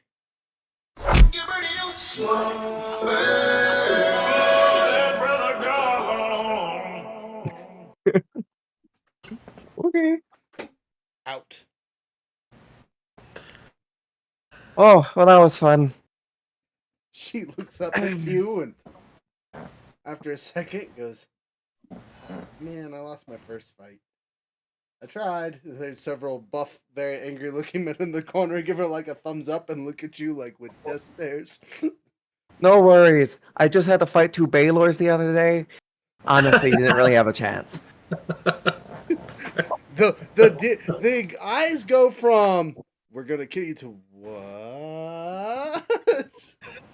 You are given a large berth for the rest of the day. I'll be back later if anyone wants to go around. They're giving you a wide berth. No one's not talking to you, but they're kind of just like. That man said Baylor's, and I saw what he did to Shorty. I ain't playing that game. Would anyone like a drink? We can go get a drink. Come on. Sheesh. Oh no. Oh no. That was a bad roll. Everyone just like we don't drink in here. This isn't a drinking club. You want to go drink, go to the bar section of town. No, I'm saying, anyone want to come with me to go get? I don't know this town very well. Our temples, our bodies. Sorry, our bodies are temples. Totally messed up. Our temples are bodies. It's because I said Baylor. Anyway, they're freaked out. It's fine. There's have buildings made out of stacked bodies. We worship. Go back to where the Baylors were hanging out. They can find those. Anyway, so you're pretty much rejected by all your friends. Luckily, you have a friend with you who's not far away. Profi steps up behind you and says, "Well, we missed out on all the fun there. You said you wanted a drink though, so I'm coming out of the shadows." Yeah, that was kind of depressing. I thought something would happen there. Maybe I would get a slice of the cut of the bets they were doing. Someone had to have, put a bet on me at least once, right? He looks at you and you look at him, and they weren't betting money, friend. What were they betting? They were betting some kind of liquid. Juice. It's freaking juice. Are they doing? Are they taking like steroids or something? Look at those people and tell me that's a natural physique. It's Not like a single person in this room looks like they're under a 20 strength. Listen, when I was like 18, after I thought I was done growing, I proceeded to grow an extra 1.5 feet. So I have no clue what is considered normal to other species. Yeah, most species look like me at the best. Over here, string binging it up, okay? Those people are ridiculous. Now, to be fair, Trophy isn't. No, Trophy's got a 12. I'm a little. Yeah. So I'm a little stronger than the average person at this point. So, gotta start doing the drugs to get me bigger than I am. My strength is 15. I didn't realize it was that high. You strong boy. Yeah. God, that means my character's just like the jacked one. Yeah, between you and Kettle. Like, we're jacked. You guys were the jocks in high school for sure. So okay, but I might not have been. I could have been the weakest of the weak. I'm only strong because of augmentation. He says this, but you see his body. Ain't no one got that. No one got that wide of shoulders naturally. So jumping over to Lord Barrymore, as you proceed through the town, where are you? Let's see. Is there a noble court? Of course, this is Finn. This is where All politics begin, as some like to say on this continent, and only this continent, because politics actually begin in the imperial capital, and the people that are hicks out here are idiots. Oh. Well, on to the hick court.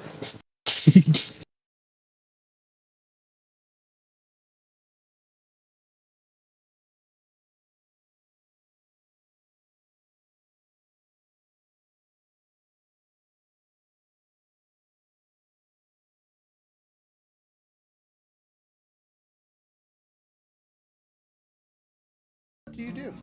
This is a legitimate court. It's got a formal setting, and they seem to be having some kind of disagreement, conversation, something along those lines. As you enter in, the music stops, like I stopped it, and they all look at you. A small human runs over to you, and small human, he's like 4 feet tall. You almost confused him with the dwarf. comes up to you. And you realize he's like a teenager, preteen, something along those lines, very young. And he goes, sorry. I'm supposed to announce you. What's your name? Who are you? Lord Barrymore Gold Thistle. I'm announcing Lord Barrymore Gold Thistle, Lord of the House of Gold Thistle, from Gold Thistle Manor. That close enough, sir? Good enough. Good enough. You tried your best. And I give him a platinum piece. He goes, ha ha! He puts it in his pocket and runs away.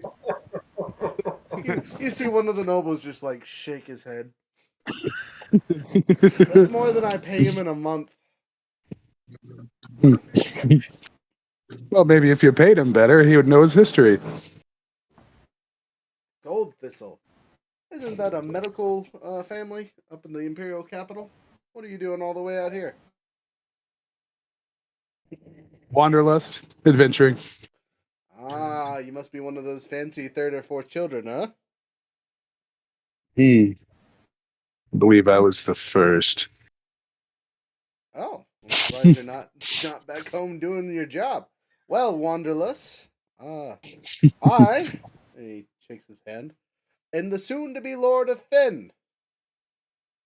I say this because my grandfather is disposed currently, and it's not long for this world, so I will be taking over shortly since my father was killed in battle several years ago. He looks to be a little older than you, so this the old man who's in charge of Finn must be old. Though you do notice a bit of a poke on his ears, which should indicate to you that he's probably a half elf or quarter elf or something along those lines. Well, But you do know it is relatively rare for non-humans to be lords and ladies. It's almost unheard of on the capital continent, on the outskirt continent here, or the city-state continent, or the rebellious continent, as it's called in the capital. It's more frequent, but still, you got to be pretty important to be a noble.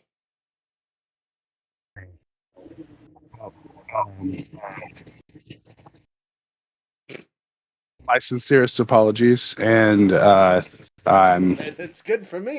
It's my turn, dang it. and I kind of lean in and shake his hand and kind of whisper, "It's a little bit rough for guys like us, huh?" Guys like us, indeed. Hey. So, what can I I'll do for you, be- Gold Thistle? Oh, I came to see, who was about, what was up. I said someone's got a gun.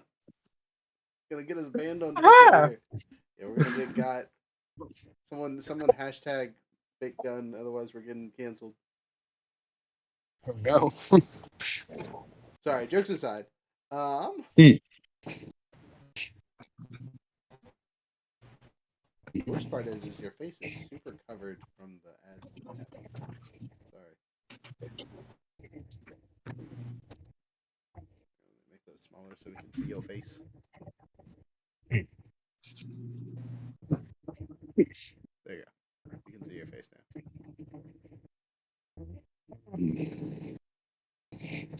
So, Go ahead, Barry. in the near future, associates of mine may need a private army. And I don't know which routes to take for such a task. Now, I'm going to be candid in blood since we are far enough away from most Imperial spies. Is this army to deal with the lack of an emperor? Oh, no. Oh. Of course not. There is something, well, depending on your perspective, that could possibly. My perspective is Fen should be its own nation that is strong enough to withhold itself, along with every other city on this continent as it was 1,000 years ago. That is my opinion. So, with that knowledge, speak your mind freely and don't hide your words. Yes, freedom is important, and independence is important. I can't say that I have a view either way on that. At the moment, there is a higher calling, I might say. Well, Mr. Barrymore, I don't know if we're going to get along for very long, but I'm willing to hear you out. You're looking for a private army for something, somewhere to dispose of something. That's very helpful and lets me understand what you need it for. I have a small personal army, but we use it to defend the city here. When it was founded, um, I was given some gold by my father before I set off to battle years ago and told to hire the best men I could find. And from then, I used my wealth to occur more and more. You, being a lord, you should have access to enough wealth to hire yourself enough men that you would consider it an army.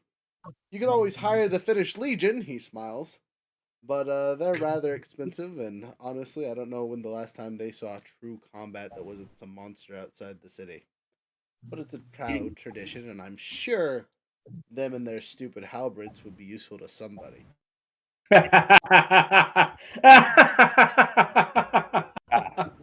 I'm sorry. Sorry, I was so They vague. fight with halberds. The details escape me myself.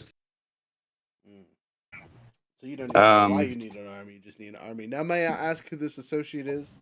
So if I need to make some correspondence, I can have it.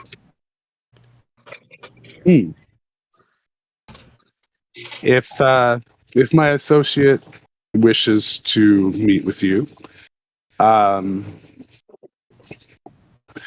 will relay the information that I have received to them, and they may see you later.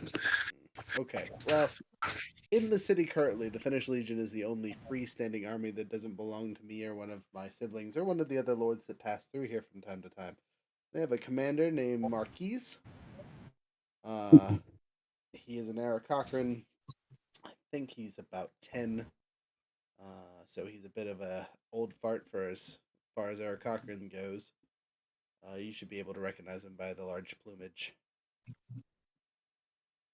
He's white and yellow. Reminds me of a canary.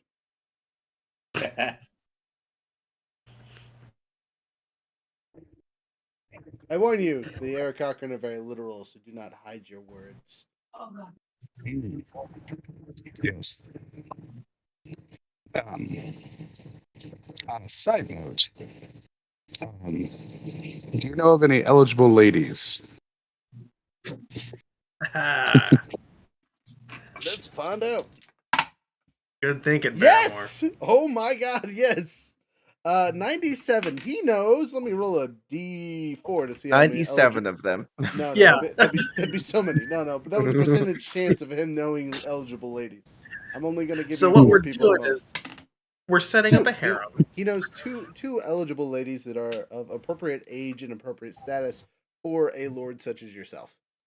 He knows common charlatans and whatnot and whores that he could send your way, but if that's not what you're looking for a proper woman to marry appropriately. He knows a couple.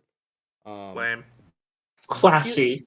He looks at you and says, "Now I gotta ask an awkward question. Are you a Yes. man of race? Do you stick to your own kind, or does that not matter if she's a woman of quality?" It is the caliber of woman that matters. No way in hell you need to. And I show him my disgusting blown up hand, and I'm like, I have had so many recent developments that I brushed with mortality. I think you know where I'm going with this. I see. I just thought it was a joke. I just thought it was such a bad joke. He looks at you and says, "You have to give it a rest from sometimes. Jeez." These are all the fingers I have left. I've never seen anyone go so fast that they rip the skin off entirely. Jesus. You get some No, not that at all. Wow. How's the rest of What it? the hell? Now, I do want to remind you, you have done some healing to it, so it has healed somewhat. It's not all gross and craggly, obviously. But it definitely is not like you got little baby hand from Scary Movie 2 at the moment. Ooh, It's my strong. That's what, yeah, exactly. Yes. yeah. Oh. Let me use my strong hand. Oh man. So, Yeah. Wait, are you actually missing fingers, or are you just gross? no, they're totally destroyed. Did you see the Okay. picture in the chat a while ago? Oh yeah, I remember. I Okay, remember yeah, that now. that's what his hand looked immediately afterwards. Just imagine that, like, Yeah. reskinned, but digit still missing.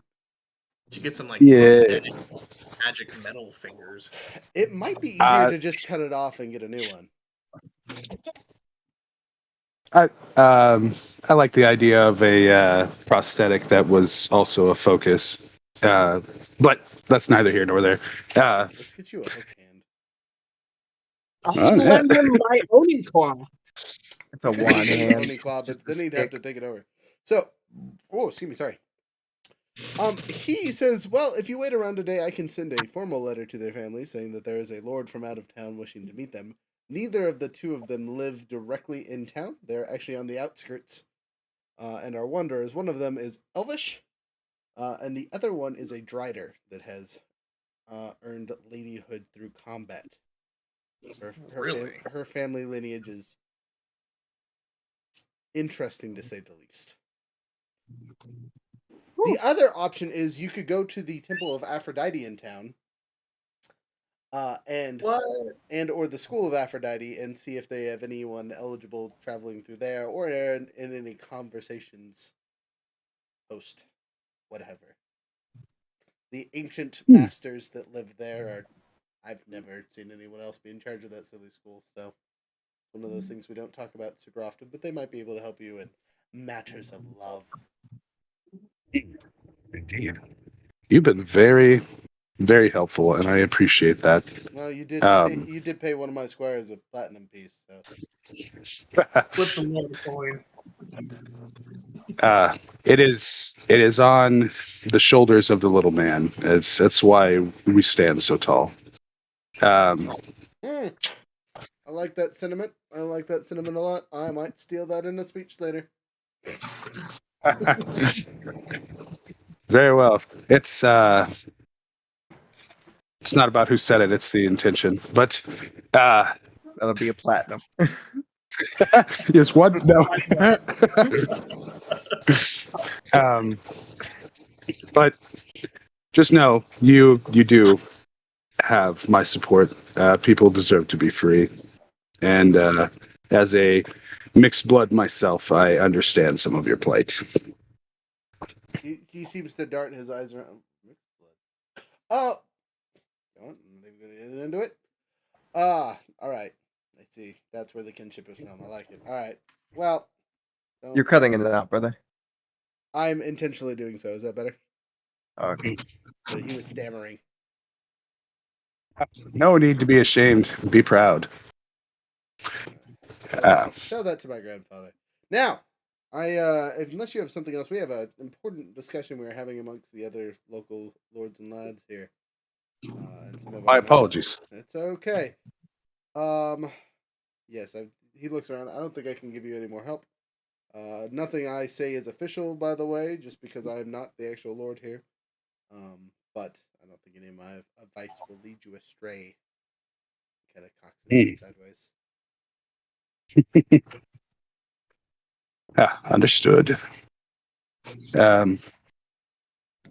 So what's going on here?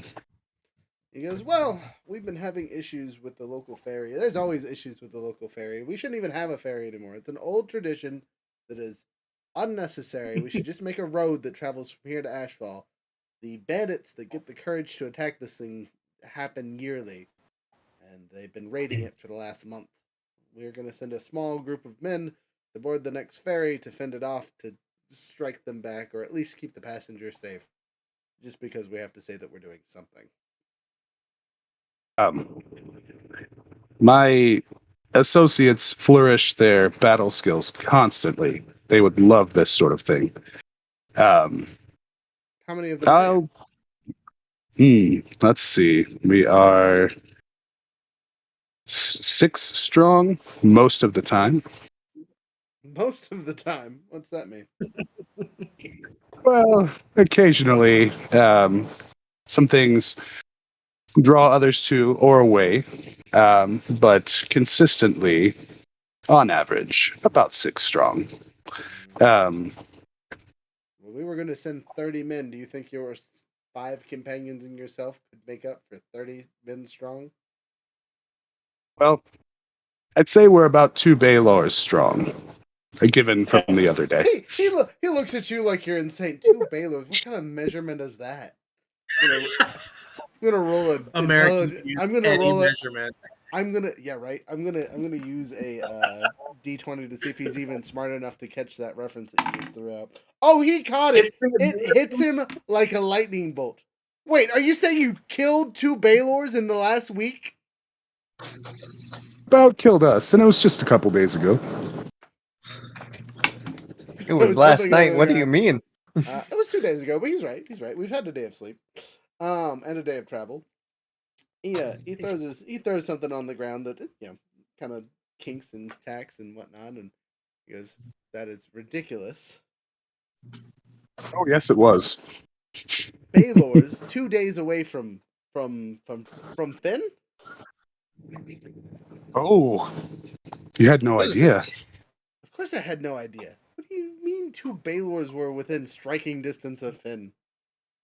You were not aware there was cultists within 2 days of your town? Look, let's just say Finn is an interesting establishment to keep running. It would not surprise me. We have dealt with worse, but that could have been catastrophic. No, Do luckily we crossed their path. Do you have any proof of combat / did you acquire any of their weapons or things so we can mount that to the city to be like, oh look, blah, blah, blah, blah. That would be very helpful political for me at the moment if I can say that we defended the town against Baylor's. He kind of pats himself and he's like, I didn't pick her up. One of my companions might have picked her up. Her? Yes, yes. Have you heard of Sweetie? The Dwarven Lord's daughter? Yes. I believe one of my companions has what's left of her from the battle. Lord Mountain Thord's daughter was murdered fighting 2 Baylors. Oh, yes. Very, very valiant and brave young woman. Oh, he yells for a scribe. Scribe! I have work to do. We have announcements to make. Mr. Barrymore, I will direct your attention to other places. I now have things to talk about. One of our citizens died valiantly fighting against Baylor. If you might be called for something about it, but you said you had her body or ashes or something like that? One of my companions may have. And if you need any more evidence, he just like pulls the scorched and tattered cloth on his clothing. I was within its death throes when it burst into a torrent of flames. Did what? Oh, yes. When they go down hard. As you recount the battle, the scribe is writing everything you say down in great detail. And he after you finish, he sets down his pen, and they offer you to stay for dinner and whatnot.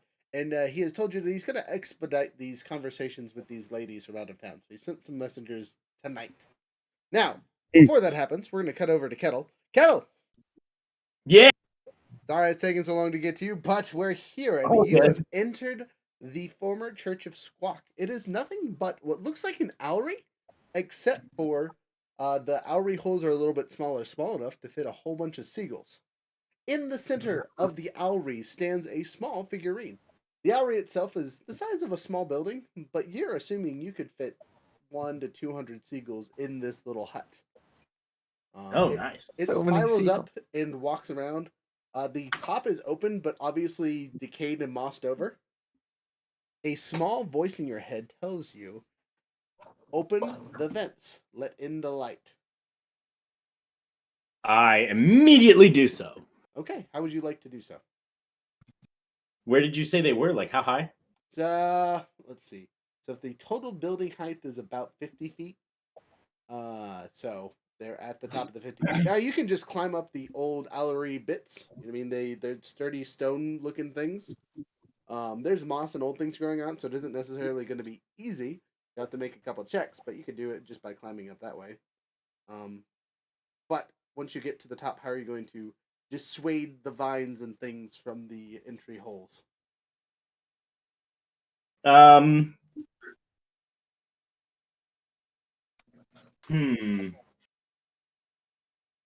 So they're just overgrown, high up air vents, right? Like they're like, or what are they? Is it like a bar across it, or is it like a grate? So they're more like entrance and exit points for the birds, so they can fly in and out of this building. Oh, Because the building itself is closed. Like it had a door, you've walked inside the door. It has a stairway-esque thing that goes up about halfway. And ends on the okay. platform. So you really only have to climb for one turn. But it's not easy. I'm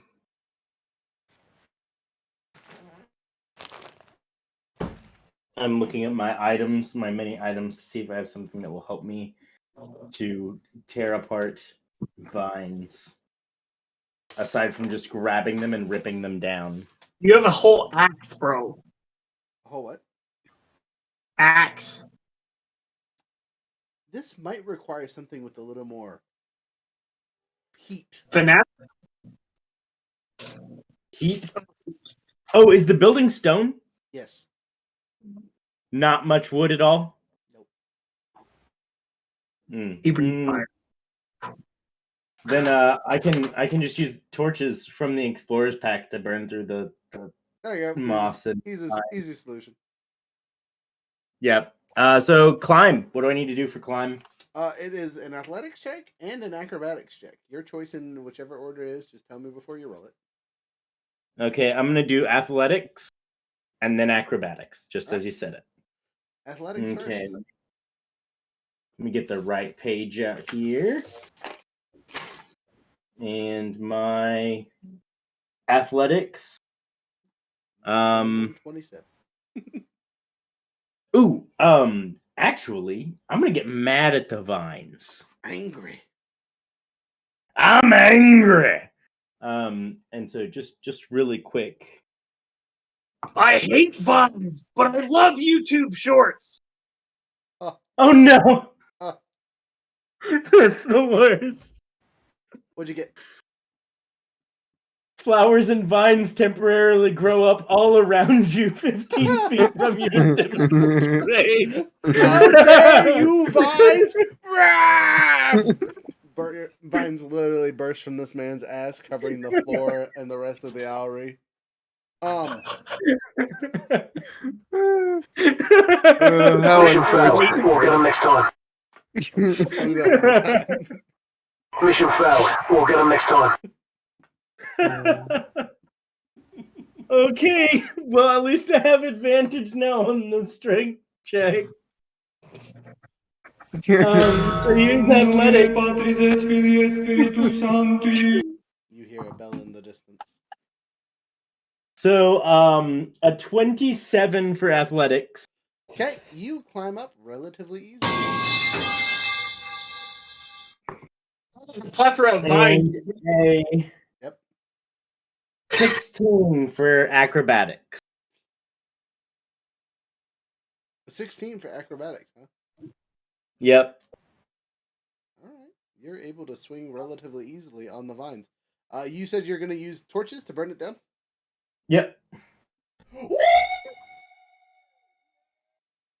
You burn it down relatively easy. It just takes you some time.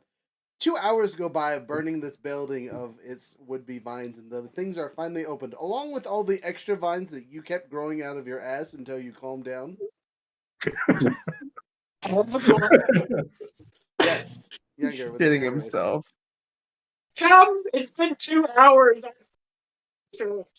Say what? Does the fire department come? It's been 2 hours of So not really. This is kind of a dilapidated building that hasn't seen any kind of activity in a while. So, no. I'm Wow. going to send a picture of this building to chat. So, as you walk outside, one of the guards is standing there and says something. I'm willing to bet someone's going to get a little salty over it. Okay. As they are having a conversation amongst, they're just watching this thing burn, right? And you walk out, the terrifying monster that you are, and you now have to persuade these people that the burning was intentional, and you were sent by this god, so on and so forth. I'm also going to assume that you collected the figurine like you said you were going to. Yes, I did. Okay. So, make your persuasion check to talk these guards down. It won't be super hard because I kind of don't care, but My persuasion check. Okay. Selection of government. That is a 14. In nomine Patris et Filii et Spiritus Sancti. a second bell has rung. They don't seem to care that much, so they kind of just, all right, it's a stone building. Eventually, the vines will stop burning. They ask you to sit and wait just in case something goes wrong, though. That way, you can be responsible for any fires that aren't part of the building since you started. Does that sound fair? I sent you a picture of the particular Let us see. Let church. us see. Really hope this is like the Notre Dame building. Oh, that's beautiful. I love that. What movie is that from? Because it's definitely from a movie, like Anaconda or something silly. They definitely used that in the movie because they like flew over and it was their outside shots. And I think they didn't show the duck part. It just showed the rest of the building or whatever. But in the special features, it had the whole thing. I don't remember what it was though. So someone find that later. Anyway, so not too long later, you hear another. In nomine Patris et Filii et Spiritus Sancti. And suddenly, the guards start freaking out because a giant swarm of seagulls has appeared out of nowhere from the trees.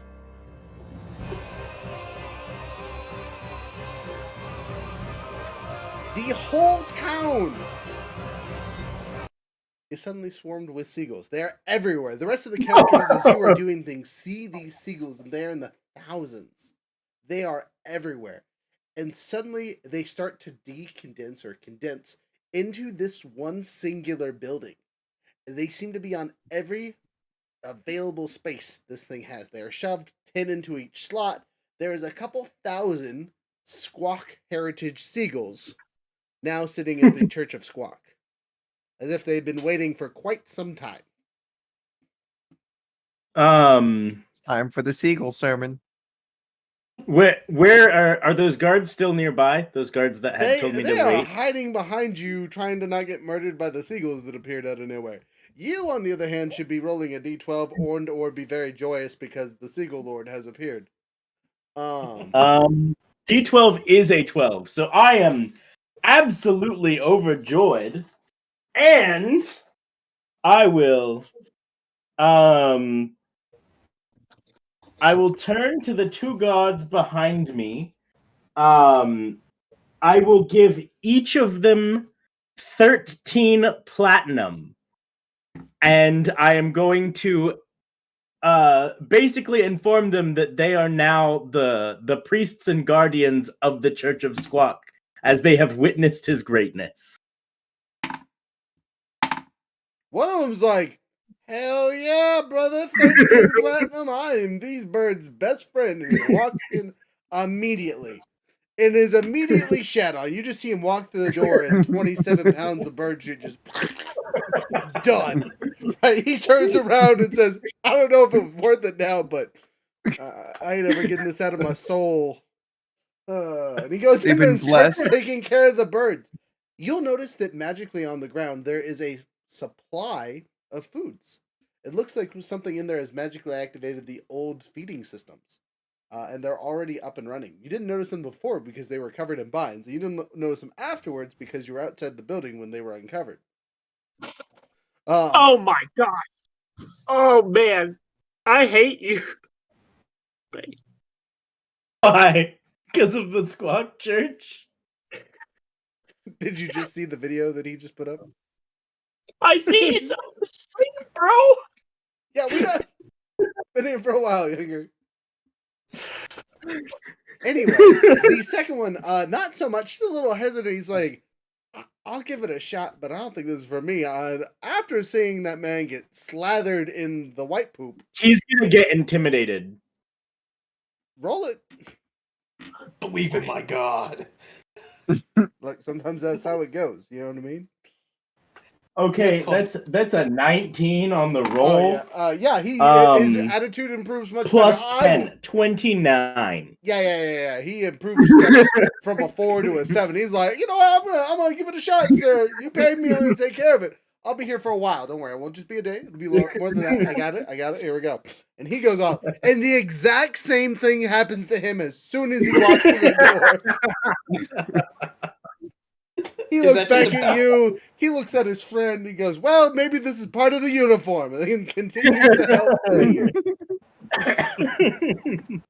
Congratulations. You have activated the Beacon of Squawk. One of the several things that you will collect along your journey to gain his favor. What this does for you is you can now summon a singular Squawk Seagull to your needs at any time, as if you were using the Find Familiar spell. It only applies to Squawk Seagulls, and they are, instead of a fairy or beast or spirit or what, they are a physical being, so if they get killed, they get killed. Yeah. But you can always summon one to you if you need a message or scouting or other services of the Squawk. Is this basically a cantrip? So it's an hour-long ritual to summon them, but yes. But it sticks with you until you tell it to go away or do something. But only one can be active at a time, so if you're using it to send a message or to scout or something like that, it will go off doing things. Okay. And or you get to name it Fred and move on from there. I don't care. It's your seagull. Summon your seagull is necessary. So you know, as a player, this is player knowledge. Yeah. Squawk Lion Seagulls have a couple extra abilities. A, they have advantage on any scout checks they make. B, they have double the hit points of a regular seagull, so instead of 5 or whatever it is, it's 10. And they can wear specialized armor because of how strong they are. They have regular seagull squawk stat stuff, right, for their would-be if they get into combat and whatnot. But they can pick up the seagull armor that can have weapons and other added silliness to it. They aren't meant to be necessarily combat companions, but you can use them as such. The armor is more for so they don't get shot out of the air kind of thing. Yeah. Yes, Younger, you raised your hand again. I was just going to be like, after the church is done, being on fire, he could be like, oh, let me go see if there's any of that Squawk armor around. I'm going to tell you as a DM, it's not something that's been made in a very long time. Yeah, it might be adamantine back in there somewhere. On a seagull? Oh, it's always made it's always made out of mithril. It has to be like I'm going to cast dedication on both of these people. Dedication. What's that do? You touch one humanoid who wishes to be dedicated to your god's service. For the next 24 hours, whenever the target makes a saving throw, it can roll a d4 and add the number to the rolled save. A creature can benefit from this right only once, and they are then dedicated to my god. You do so. Basically, when you elected them with the 13 pieces of gold, I'm going to call that the ritual. And then they were baptized in poo. Good to go. The birds accepted them by shitting on them. Immediately best friends. Yep. Oh god, I'm never stepping foot in there. Whoever their NCO is gonna hear their stories. They're gonna be like, "Look, this dude gave us platinum, and then some birds shit on us, and now we're priest." Tomorrow, I'm sorry. All right, y'all want to hear these guards' theme song really quick?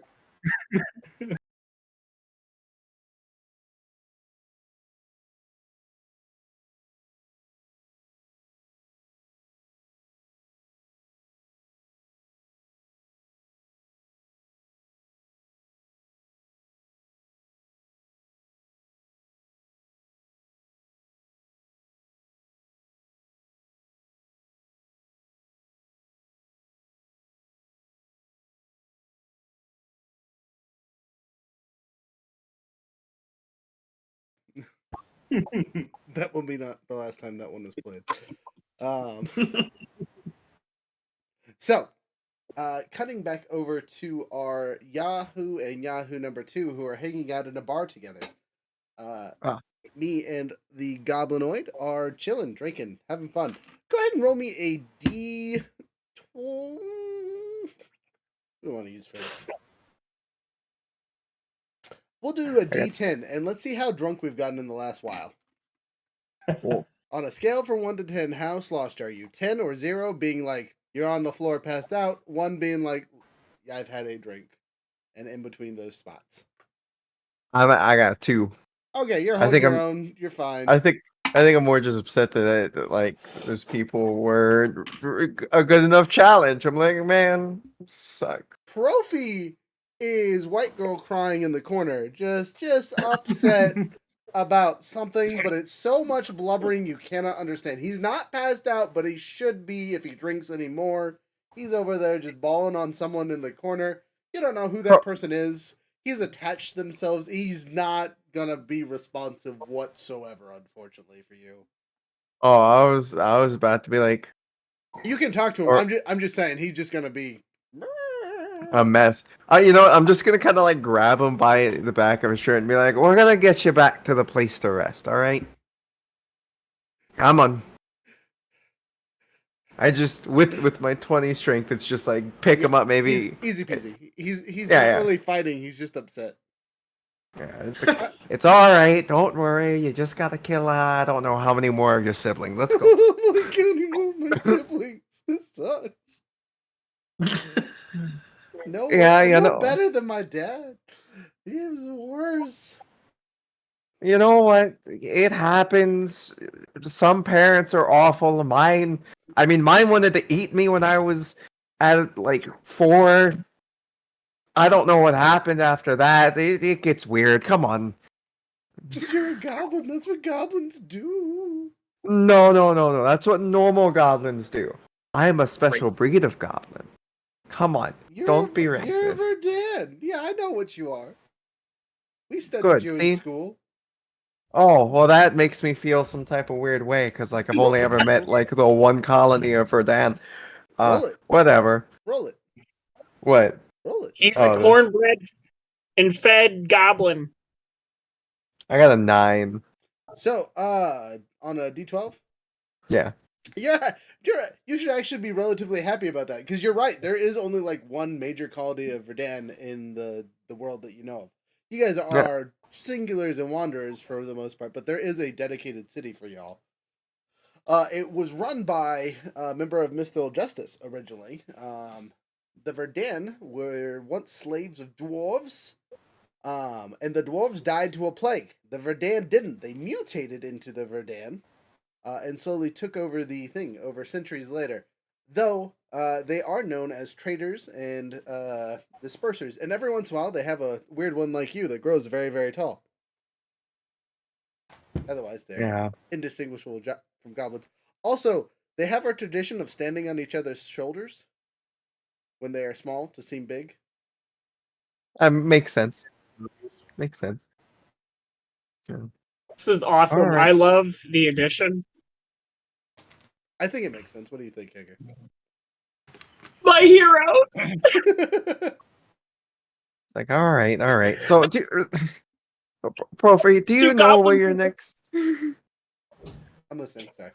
It's like, do you know where your next sibling is? Because don't we need to make you stronger so that we could possibly just get your army to make it easier for this upcoming? Who the Fraggle Rock knows? Because you should ask one of the spies that are following us right now. They might know. There's spies following us? When did this happen? They've been following us since I killed my sister. Actually, probably before Oh, that. I found can you one. point one out? Was that the one that you were crying to? No. Oh, It's just Dave. oh, poor Dave. I don't even know if Dave was his name, but that's what I'm calling him. Hasn't even walked out the bar. Just pointed at the guy. Is your name Dave? Dave goes, no. What's your name? Mulch. Mulch, you're coming with us. I like you. I like your name. Come on. Mulch waddles over. Okay. He's sloshed too. Him and Brovey been drinking. He's not a crying mess, but he's just like, all right, I'll follow the weird green person. Yeah, the weird green tall feminine goblinoid. I'm so Is confused. they all right? It's fine, Mulch. All right, Mulch Profi. I'm gonna need you guys to sing me something while we're walking back because that fight was abysmal. It makes me upset. All right, I'm gonna roll a performance check at disadvantage. Brilliant. I love it. I still rolled a 17. I gotta see if I'm proficient in any things. Okay, so my performance is only a 1, so a total of 18 was my low number. Just so y'all know, it was 18 and a 17. He's a drunken bard. Who knew? I don't have any. Looks like special instrument training whatsoever. So I don't even have a good singing voice. It's fine. But I'm belting something catchy. It's probably the hello song that the bard has been singing, and I've just mastered it perfectly. I sound just like Rhett without a lute. Unfortunately for me, the lute really does add up a lot of help with that song. So Mulch is trying to sing along. He rolled a 19 and a 4. The 4, he's very loud. Just he doesn't know the song, but doesn't care. He's kind of just loudly hum singing. Is he like scatting to it or something? Oh yes, most. Wait, hold up, I got this. He's making loot sounds. This is what is coming out of him. He's just humming this beat.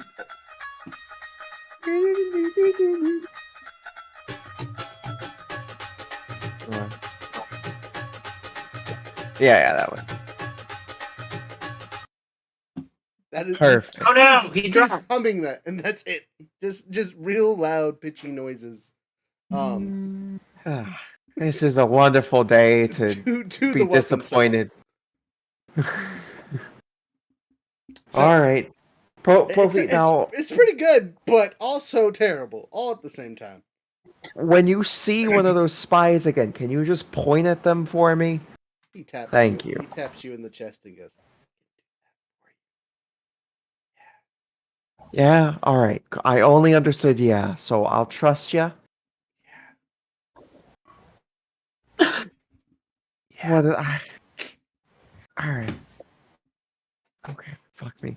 Where the hell is everyone else? How did I end up getting stuck with people that can't hold their liquor? I can't hold my liquor, and he pulls out a bottle, and then another bottle. I don't know where these came from, but they're in my hands now because I'm good at the grabbing.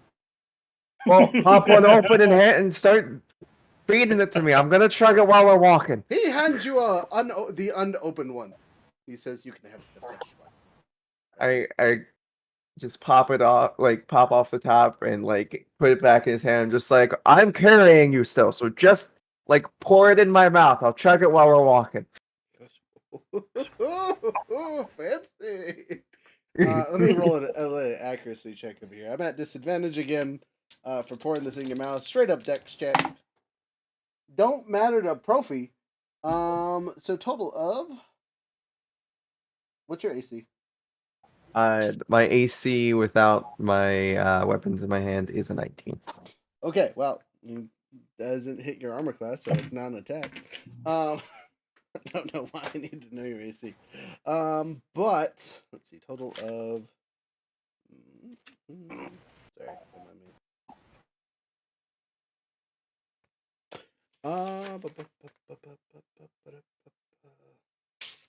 So it looks like it's going to miss, right? It's going straight for like your chest face area. And then you see Profi kind of squint really hard. And it goes into your mouth. Like it just like magically waterfalls up. And you can see Profi just over there like concentrating, holding the other bottle to his head. He's using his psychic points to get this to go into your mouth. This is brilliant. Brilliant. Unfortunately for you, there's no breathing allowed for you. So go ahead and make a Constitution check as you are walking, holding all these people, and trying not to drown because you said go and haven't told them to stop. It's like the That's infinite fine. cheese grater problem. You're hoping you make it through the bottle without passing out. That is going to be 17. 17 succeeds, so you're able to hold your breath more or less for the entire time the bottle is being drunk. As soon as it finishes and he kind of releases his mental grasp, he immediately drops the bottle and pulls something out of the next pocket. Another! Sure. Why not? Profi, you want to ask Profi how many bottles he has acquired while being at the bar drunk as all hell? No, honestly, I'm more worried about what's in these things because he could have spent some money on some top tier stuff. Oh, it's good Who stuff. knows? You are feeling it. Go ahead and make another Constitution check after you finish that entire bottle in under 2 minutes. Great. That is going to be a 18. You're holding it well, but you felt it. You will feel it in a couple minutes as you're carrying his drug out. Mulch, on the other hand, over there, just kind of like quietly following behind, just like his buzz is wearing off, and he's realizing he's just following some random people throughout the town. Mulch, I need to ask you Yeah, right. a question. You do so. Go ahead. Profi has not popped the next bottle. He's just waving it around wildly, so you have time to communicate. Is there a good place around here that isn't the militia for fighting?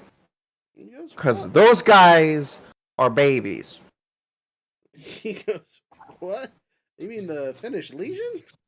Yeah, those guys are babies. They're not babies. The I don't garrison know. has a thing, but they're a freestanding army, more or less. They don't have anyone in charge of them. Oh, wait. If they don't have anyone in charge of them, then who leads them? Is it like the strongest? Does that mean if I beat the strongest one there, I lead them? There's some kind of formal tradition. They're like he describes something similar to the Boy Scouts. Oh, I have to get a certain amount of badges. Yeah, more or less. Man, what happened to the good old days of just the strongest is the leader? Sheesh. He goes, I know some people like that. Yep, they like to hang out by the river. Oh. The bandits. Wait. Who are they? There's lots of them. There's like 60 of them at least. I can't tell you all their names. Oh, okay. Are they? They're well Are they armed. causing a ruckus? Why? No, they're good guys. They don't cause ruckuses. They just take what's owed them. You know how it is. You said the strongest take what they want. They do that. No. Not strongest takes what they want. Strongest leads. Yeah. Strongest they should lead- always provide protection. Excuse me.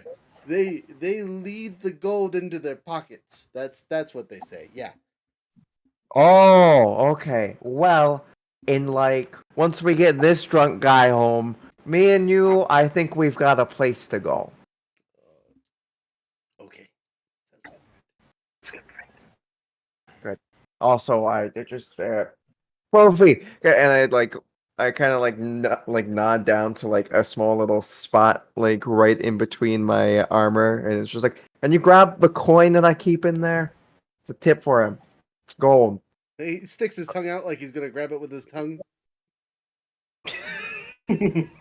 Just kidding. And you see it kind of float out for a second. He grabs it. Cool. There you go, Mulch. There's a nice little bit for you, I Mulch is guess. so excited by your gold coin, he immediately runs away. Mulch, you get your ass I gotta back go here. spend this. I'll be back. All right, well, go to that place where the musicians like to go to. That's where we're staying. You've revealed critical information to an enemy. Congratulations. It's fine. So, next, as you carry Profi through the town, is there anything else that you were trying to do, or are you just going to get his drunk ass back to the place to sleep? I'm gonna get this drunk ass back to the place to sleep, and then I'm gonna drink a bunch of water to sober up and rest properly to get my hit points back and rejuve my Good. action surge.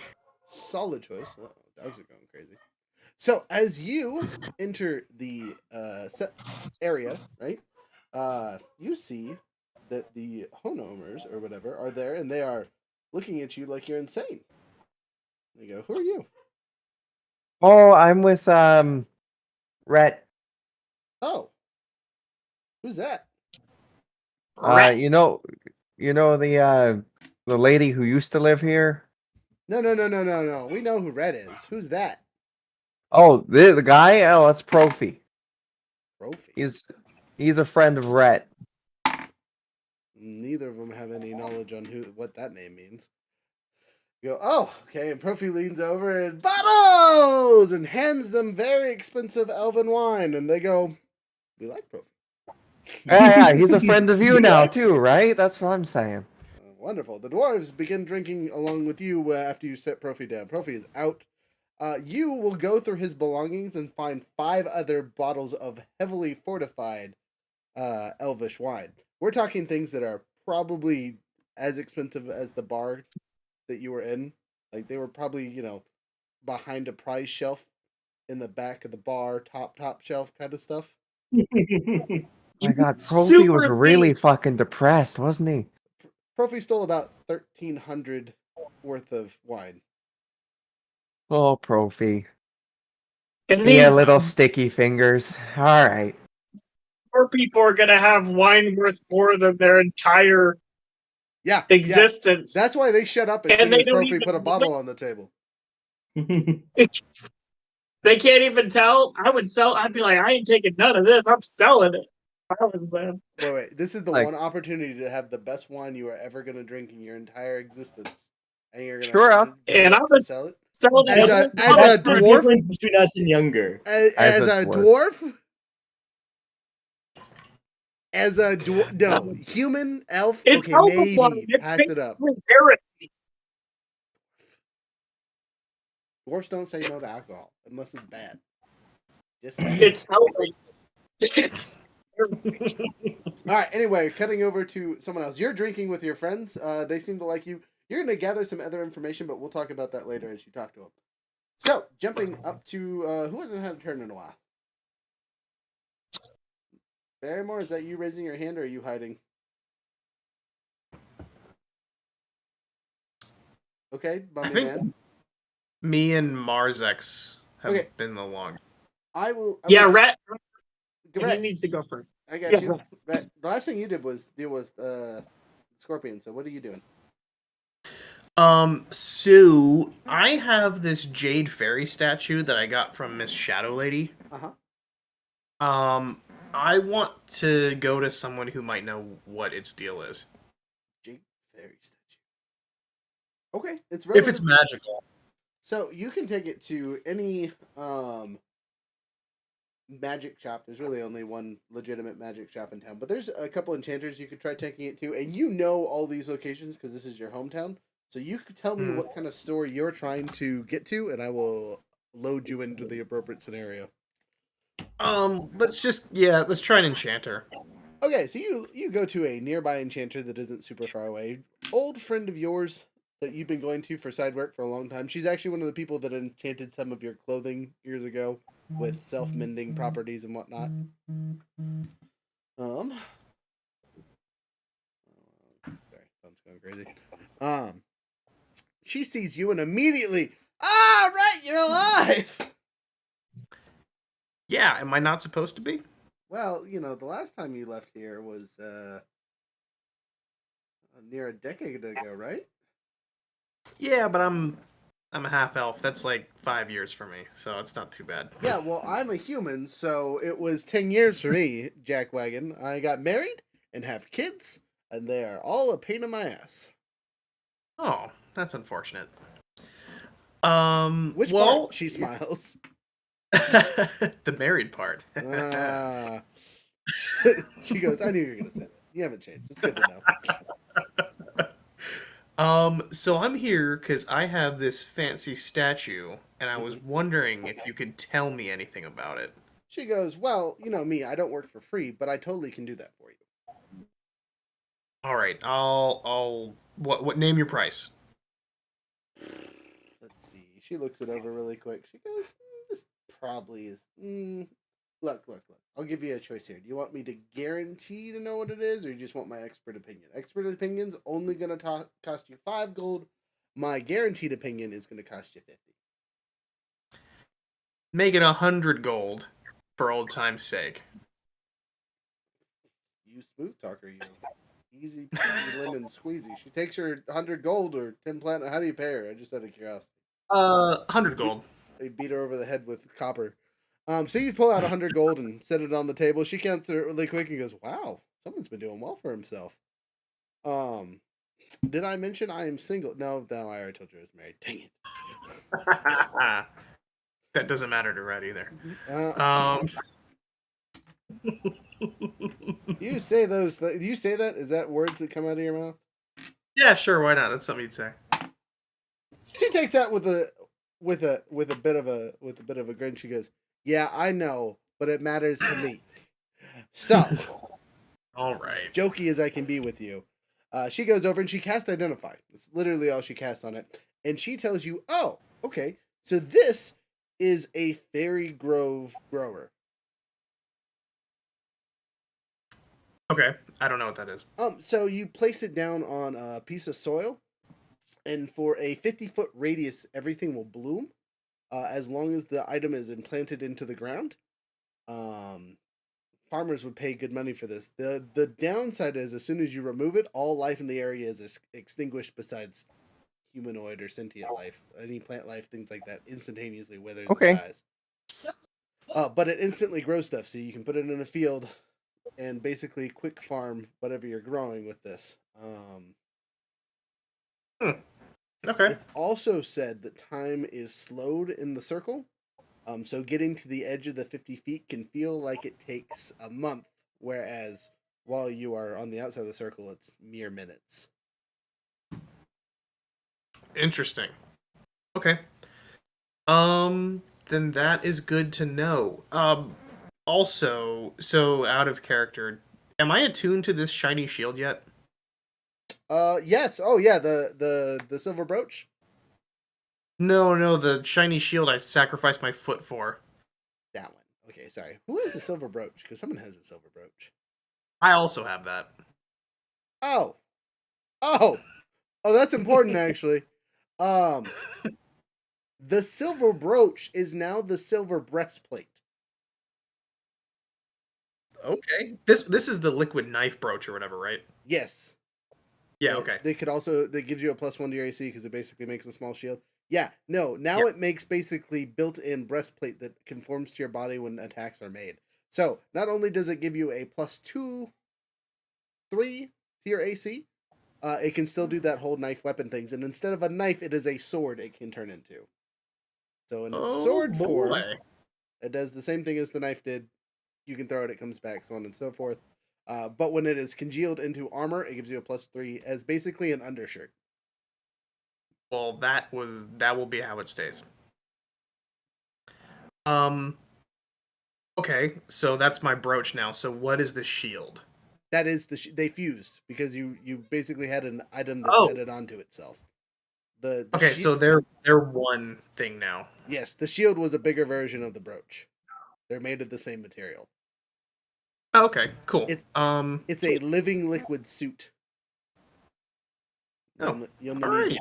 I'm gonna spoil something for you. There's 2 more pieces to collect the whole thing, and every time you collect a piece, it drops up by 1 AC or 2 AC. Okay. Since you got the shield, it is 2 AC. The other 2 pieces are +1 AC, so you can max out with a +5. Oh my god! Yeah, it's a if legendary anyone item. finds more shiny things, I'm up for trades and whatnot. So hit me up. Look, the last time you traded a leg for it, so I'm not surprised. I will trade more. Sounds like someone wearing the liquid living metal brooch. All right. I think I'm trying to think if there was any other I don't think I have any other magic stuff that I wanted checked out. Um, yeah, I have the dad pin. I got the DOS loot. Um, oh, I'll ask her. I have the cloak of many fashions. Mhm. Could you make it fancier? Can you do anything to that? She goes, "What do you mean make it fancier? It can turn into just about anything, as long as you know what you're Yeah, looking for." maybe make it better. Maybe give a little shielding, or I don't know. She shakes her head. It's already magically enchanted. I'd have to deconstruct it and reconstruct it, which would take some time. Oh, The illusion magic cast on it is pretty intense. Usually, it takes about a year to create one of those. oh, I didn't know that. Okay, well, I guess that's all I needed. I appreciate it. And Marzex, if you want to go. Figure.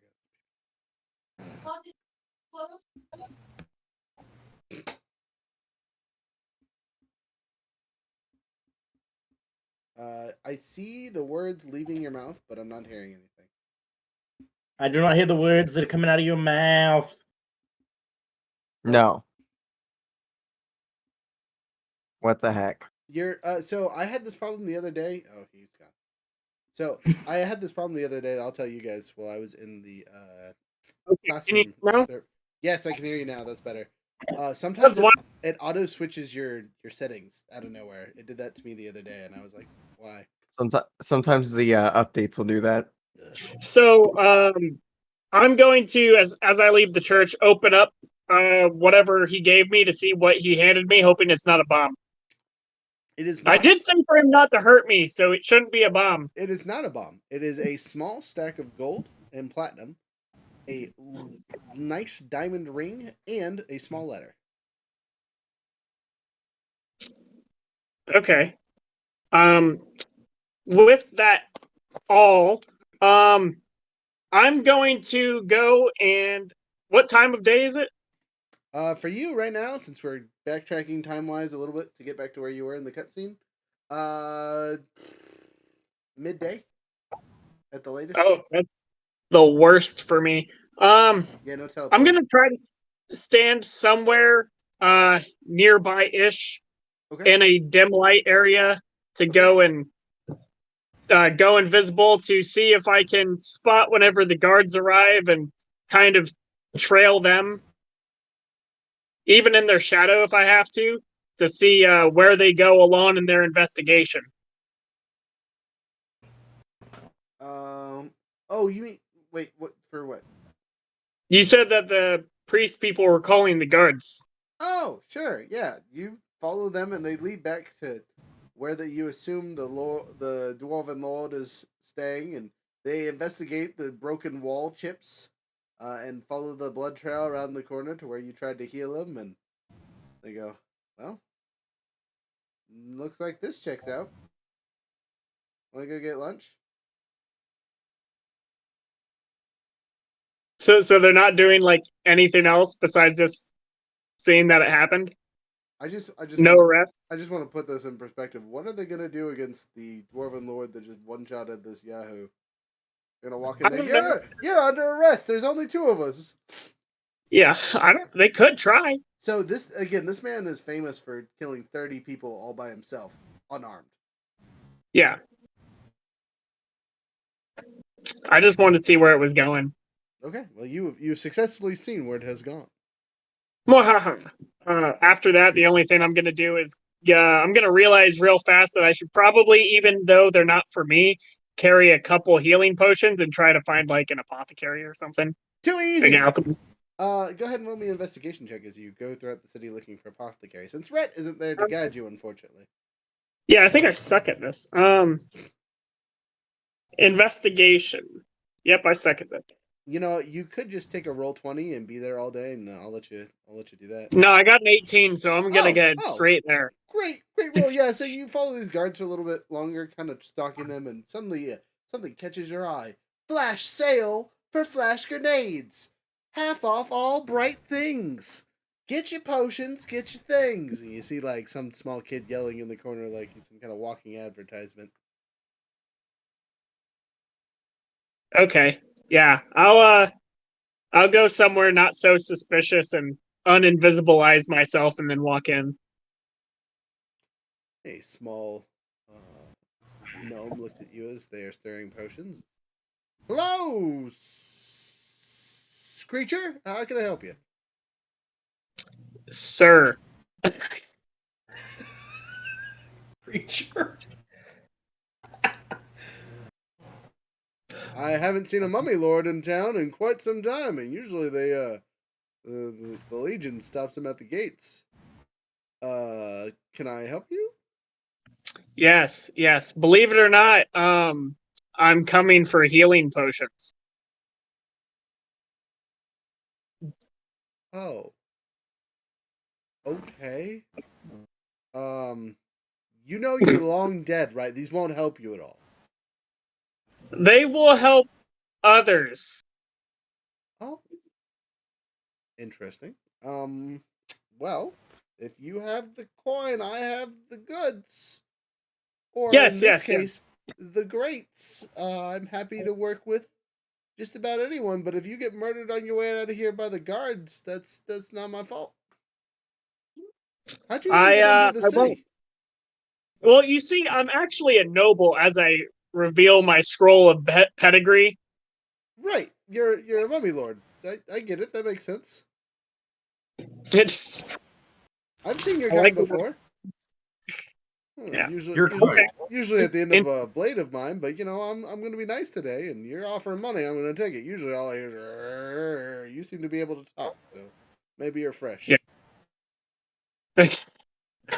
Well, interesting. Yeah. What'd you do with those other mummy lords? Where are they at? In their sandy remains where they belong. I haven't Hmm. always owned a potion shop. This is the end of my journey. This is home sweet home. Oh, well, what's your name? Ah, do you want my name or my famous bardy name? I'll take them both. Ah, so people around here call me Timmons. People the world around also called me Timmons. My name is Timmons. Oh, great. When the bards sing of me, they say Timmons. Lovely to meet you, Mr. Timmons. Mrs. As I Just extend kidding. my It's Mister. You're right. finger. He goes, Actually, he said he was no. Done looking. enough adventuring to not shake a mummy's hand. Thank you. Oh, this one's not a mummy hand. This is my Oni claw. As I pop it off and show my real hand. That was like a bad magic trick. I don't know how to feel about that. I go and chuckle a little bit. It's a no, but in all seriousness, I'm looking for healing potions. In all seriousness, I have them if you're willing to sell. What is your quantity, quality, and how fast can you pay me? What is the best one you have, and then tell me what your average potion price is. He goes, well, average. I make a ton of regular healing potions. I sell them for the market price of 25. But if you want my best can bring you just about everything shy of a dead body back to life. Is it as good as spirit jelly? You have spirit jelly? I don't have spirit jelly, but I do have an empty jar that contains spirit jelly. You might be able to scrape something off the bottom. He goes, look, this mimics the effects of spirit jelly. It's not quite the same stuff. Gotcha. Okay, well, how much does that cost? He goes, well, since it fully heals you from top to bottom, replaces limbs if you rub it on the right places, the right times. Let's see. It's 10,000 gold. Or 1 astral diamond per potion. I see. I'll have to forego that, and I think I'll just take like 10 regular potions. Man, no one ever buys the expensive potion. He puts it back on the shelves, locks several things behind locks. Because I have tons of regular stuff too. What potion? So he, in passing, called it the potion of full restore. So it's full restore. so good that it would turn our handy dandy robot man back into a man. Oh no! Oh That's no! awesome. I'm very tempted to just buy it and throw it on him. Just to see what he looks like. I know I have a lot of money, but I don't know how much money I have in regards to that. I have to find the paper that I wrote it all on. Why not? but We gotta sell some elephants anyway. I think we could get enough to do Okay, that. I right? have curiosities about turning back into a human. Like, would I lose all of my Warforged strength, and what would happen to the metal that comprises most of my body? It would You would probably become Wolverine and get over it. No, so you would lose your Warforged trait and return to being a human because that's your origin, right? You would get human stats and things, so you would then have to sleep, eat, breathe, all that fun stuff. You could pick variant or regular human, your choice. As for all the metal bits and pieces, they would just fall out of you as you recompile. That'd be terrifying and That painful. would be the worst. That would I think seriously it'd be be the great. worst. Whereas it would have no effect on me. Just Yeah, you're puts dead. look. You're a Yeah. dead body. He can't fix you. Yeah. Oh, I have a question. I have an answer. The heart of the first Spain's first character that I carry with me, would it do anything to that? Oh. Technically, no, this is a dead body. Gotcha. Check. Just curious. Yeah, Wait, do you still have the chauffeur's dead heart? Yes. that's how he travels around willingly without being resummoned back to his undead grave thing. Yeah. Oh wow. Yeah, I carry it as a treasured possession. It is the his anti-curse. If you could figure out how to bring back the chauffeur, that would be impressive. It was something I was looking into, okay? I didn't say it would happen, just that I was looking into it. He didn't lose his soul, so he can technically come back. 100%. He was just melted Yeah. into a liquid nothingness and converted into a crystalline heart. But yeah, I'll just buy 10 potions for like, what is that, like 1,000? So they're 25 No, apiece. no, no. 250. 25. Yeah, 250. 250. Not 1,000. So these are your regular potions. Now, remember, homebrew wise for you guys, a potion consists of 3 doses. And you can drink them as a full action or a regular action. Excuse me. So Younger, if you're gonna buy 10 full bottles of potions, right, you're gonna actually need to pay for 12, so it'll be 300 even. I'll have that. Dang it. Okay. Bam. So you have 12 full vials, which converts to 4 full potions.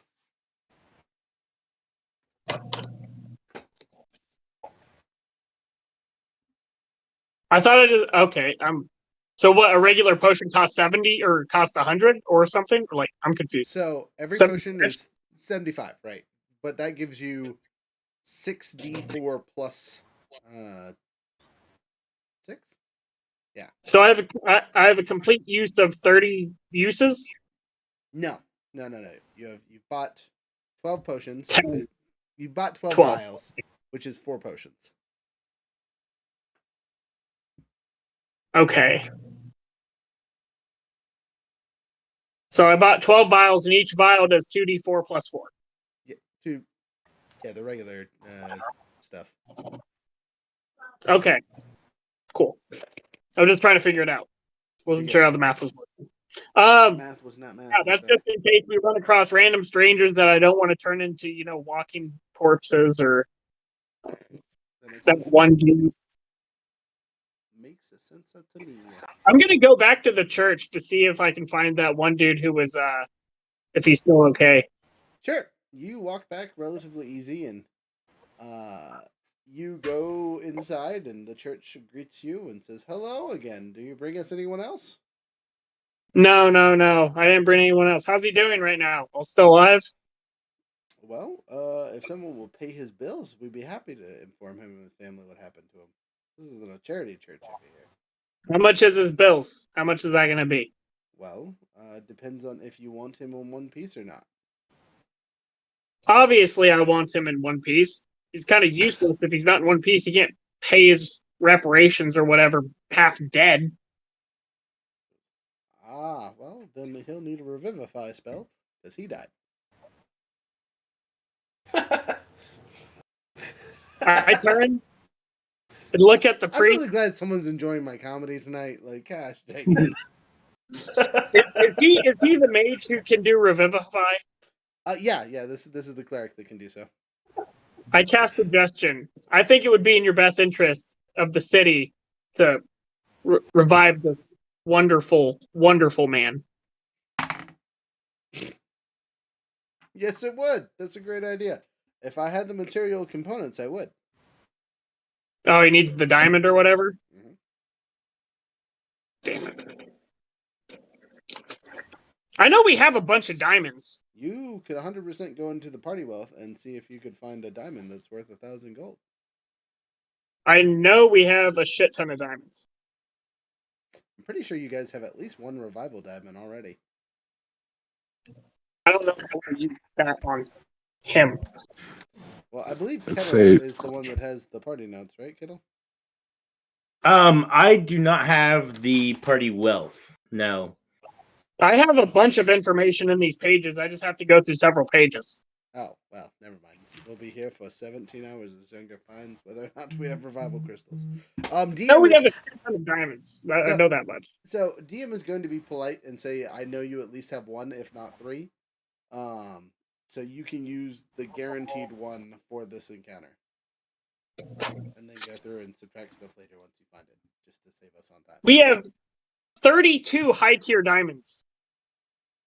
Ah, okay. Well, enough high tier diamonds can pay for a revival diamond. Okay. How many high tier diamonds do you need? Like 10 per. Wait, no, sorry. High tier diamonds, regular diamonds are 10 per. So you will need 2 high tier diamonds to basically cast the Revivify spell. I give him 2 high tier diamonds. He shoves them together and says, "This is definitely a singular diamond because that's how spells work and they are consumed."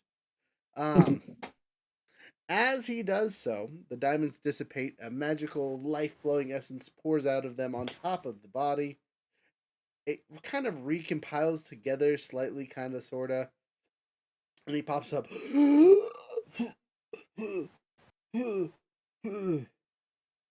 Oh, what?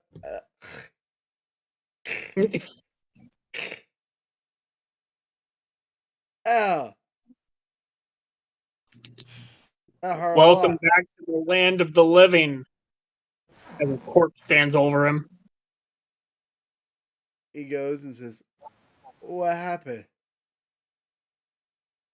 I don't know, but I suggest you get a new job. I was just talking to the boss. Everything went dark. Yeah, you must have had a heart attack or something. Heart attack. Which really upset It's him. the happiest day of my life. His daughter's dead. I hated that. You really girl. shouldn't. You shouldn't really say that to your boss. I would never say it to his face. I'm not that dumb. Well, you obviously don't remember correctly. I cast my third suggestion spell.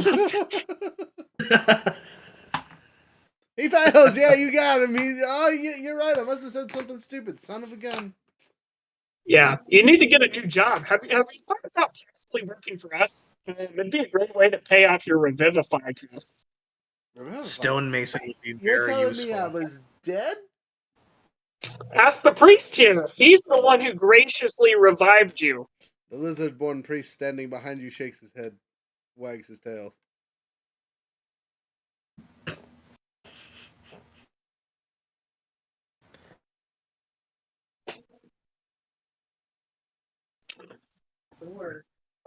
I was lucky to get you here before you died, but they weren't able to do much for you until you were actually dead. He goes, "Yeah, the priest goes, you literally just missed him by like a minute or two, which is why we're able to do the whole revivify thing, and I didn't have to do resurrect. Totally different spell. But that being the case,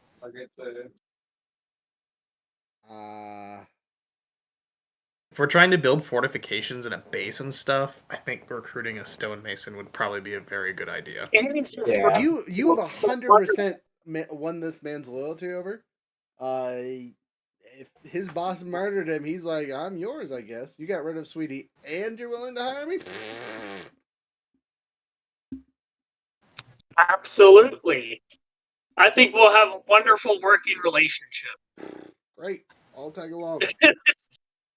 You guys have gained another NPC to the party. Rhett, it's your friend. You know his name. I'll bring him. Yeah, it's Brick. This is Brick Stormface. It is pretty nice. How does that make you feel? Is his name Brick for the simple fact that he works on stone? Yeah, well, the Stormface is the patriarch of the Stormface clan is Cole Stormface, and it's the brothers Brick and Rock Stormface. They're all mineral-based names. I just want to point out that his brother is definitely the one that murked him. The one that murdered 30 dudes all by himself is Cole. Oh, Cole's like they're. Yeah, it's fine. That's cool. You sure? Yeah. Well, I didn't we know. can change that lore really quick. No, I was just Cole. So the way I have the Stormface is written, Cole is like the great grandfather, like way back. But if that's the way you want to play it, that's cool. Well, didn't you say he was brothers? Rock and Brick are the brothers. Okay, so his older brother being Rock. Yeah. Okay. And that's the blacksmith. Oh. Blacksmith with Stinger right now. Gotcha. Okay, so not connected then. The dude that killed him is still Cole, named after his great grandfather. Their brother, oldest brother. There you go, named after grandfather. We'll Sounds good. How do I feel? I'm not with him, so I never even knew he was dead. You'll know when you get home. I got a great story to tell you about how the dead are living there. He's gonna bring him along too, so he can confirm it right then and there. Yeah, should we bring him along, or should we send him to the salt mines until we're ready for him, or what should we do with him? Send him to the salt mine. What did you do during our concentration camp? Well, we have High General Young McDougal running security. Young McDougal, yes, that's right. Don't forget about the McDougals. They're strong lads. They're gathering an army while you speak. You fools are having fun in the city, and he is grabbing the strongest men he can from the areas around. Yeah.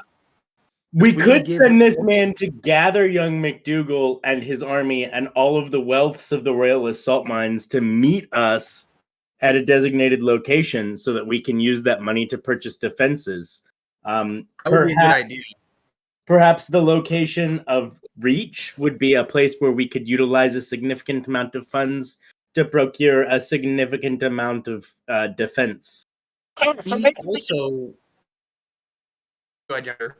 Maybe we can send him there. So, wherever we decide, we don't have to send him to the salt mines. We can send him to wherever we plan on setting up this defensive posture. I didn't. Did anyone under? No. Robot. I think what he said is if we send him to the salt mines to build stuff, make it a defensive posture. Now, your DM has told you that the salt mines are great and all, and can produce resources and things like that for you, but it is not a highly defendable position, and it's not suggested. Yeah. So we're going to have to liquidate the wealth of the salt mine to fund our defense. That's my suggestion. There's an ancient black dragon that still calls that place its home. Just because you guys slapped your name on it does not lay claim to it whatsoever. You know what I mean? We put a picture of the dragon on there. Right. He's like, oh, they added a sign after murdering my kin. Great. I better say warning. Oh no, what's his royalist salt mine bullshit? This is my house. Here's my thought. So pull our wealth, hire the Finnish Legion, send Rock and the Legion to the salt mines, collect and liquefy, and then have them all go to Reach, and we'll meet them there. Why don't you that- send Rock with the Finnish Legion? That way he has protection. That's Yeah. what I'm saying. Send them together, and then they can collect everybody, and then Out of character, that sounds like a great idea, guys. Can you hear me now? In character. Yes, we can hear you, Younger. Yeah, we can hear I you. feel like it would be a huge waste of time and resources to send these people marching all the way down to the salt mines just to go all the way back to Reach. That's like, I could do an animal messenger. yeah, so like we literally have a guy who can like talk to birds and the birds can talk to people. I feel like it might be best to tell the dragon dude The birds be a cannot, bird, The birds cannot talk to people. They are messengers. You can tie a message. whatever. to They can carry a message, right? For those I of also you on the Twitch, I'm going to pull up the map really quick to kind of explain what the heck they're talking about. I also have three shadows currently following Mr. McDougal guy. We could also just straight up like hire a courier or something too. Like, it doesn't Okay, have to but be. the big thing is that there is like billions of gold there, right? It's not. And they need people to carry it. There's so much that we literally couldn't carry it with elephants. I was gonna say There's absolutely billions of gold there. If we send a bunch of average paid soldiers to go grab a bunch of gold, you're telling me they're gonna not take the gold? They literally have an army. They're now setting up their own town. They will commit the crusades for this. Hear me out. Not if I put the fear of squawk in them.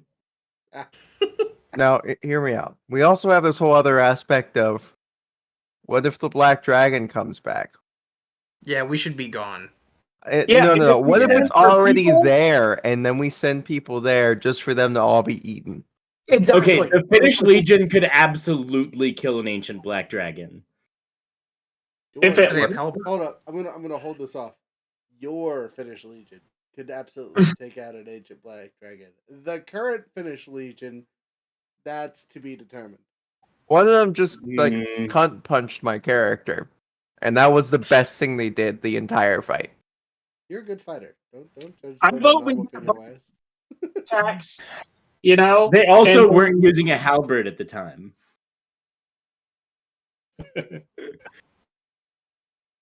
All right. Okay.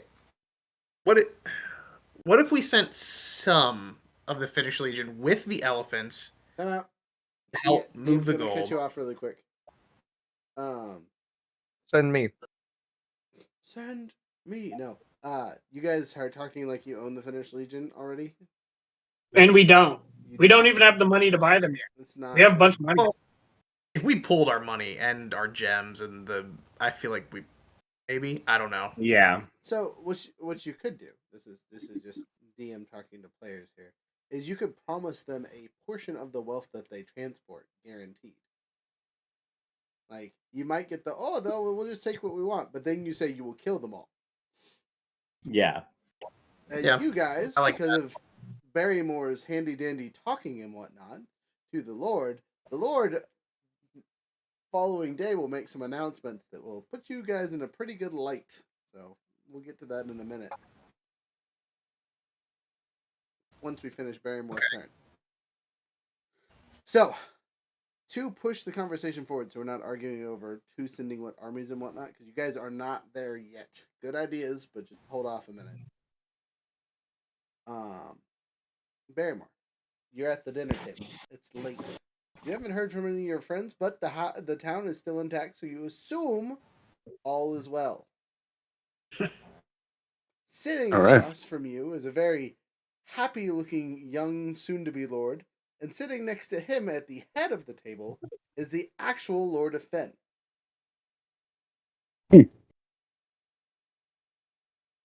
And there's a couple other lords that you saw in the hall earlier, as well as a drider kind of parked in at the table with a couple of bodyguards, it seems, on either side of her. They're wearing what you would assume to be a beautiful silk dress. Go ahead and roll a d10. Let's actually, I'll roll a d10. You don't need to worry about that. Do you have a thing for spiders? Uh, That is the weirdest question. Wonder, do I have to? I'm gonna roll a d12.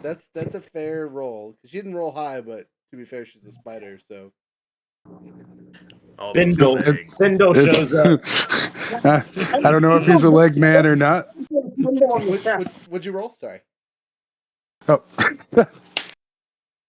A 5 on a 12. So you're not really into spiders, which means you get the number she rolled. So she on your rating scale, right? Your personal opinion is like a 3 out of 10. The legs do not do it for you. You can't even see the under that dress. Yeah, it's just she's wearing nice clothes, but that's still a drider, and your that thing's gonna murder me instinct is currently all that's in your head. Lipstick on a pig. More or less, yeah.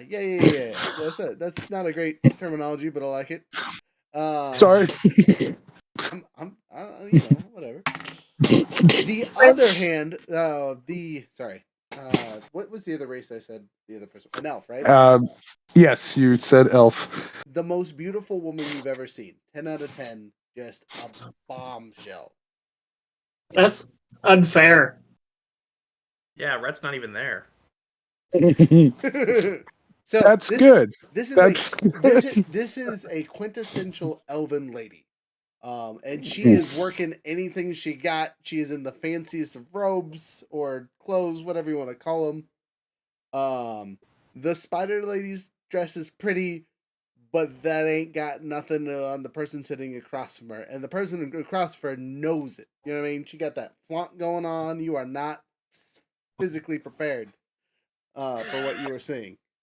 Body's not ready.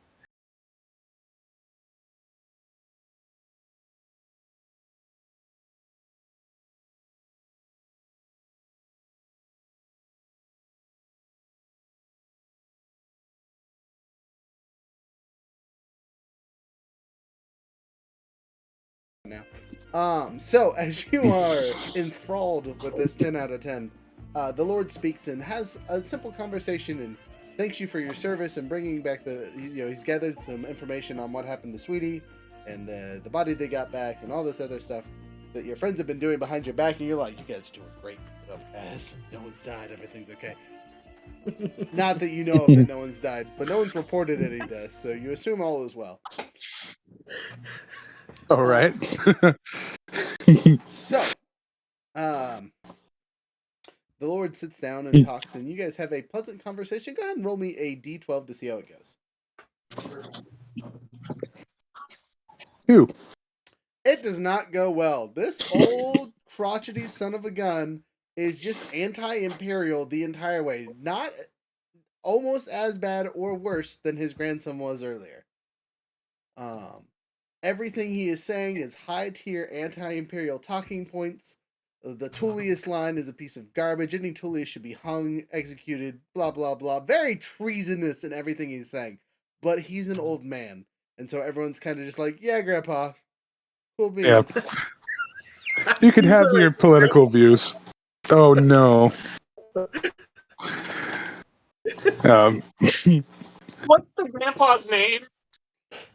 So he is of the Finn line. So we're gonna call him Herman Finn.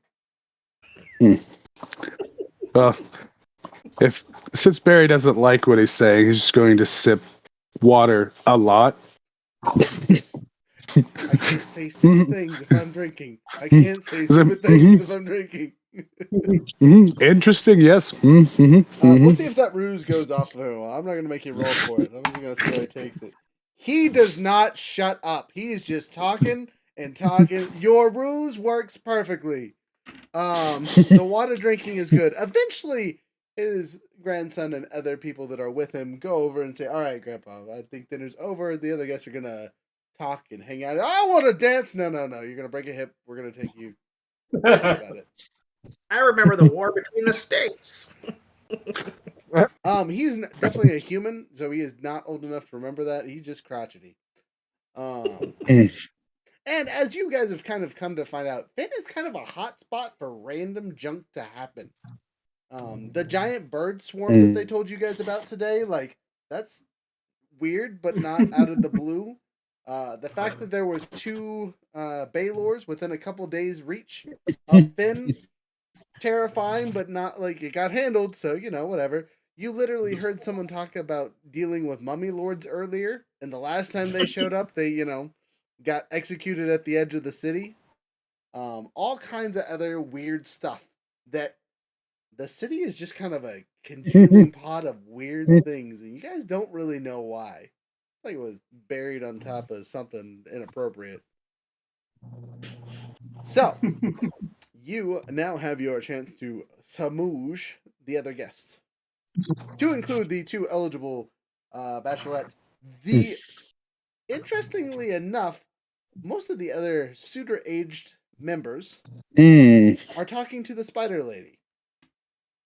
Only 4 other people are talking to the elf across the hall.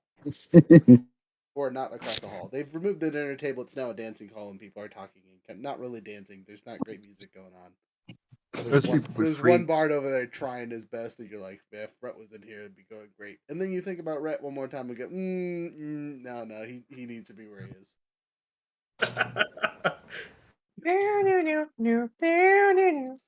I'll turn it on again. Dare me to. So, with all that being said,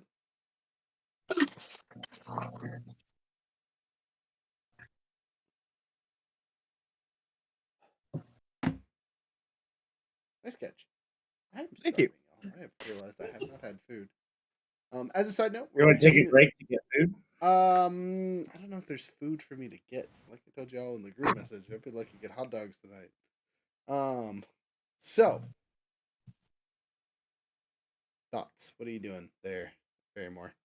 Who are you? I just perusing, schmoozing. The other of the 2, right, has about 8 individuals talking to them. 1 on each leg. Not to include a back.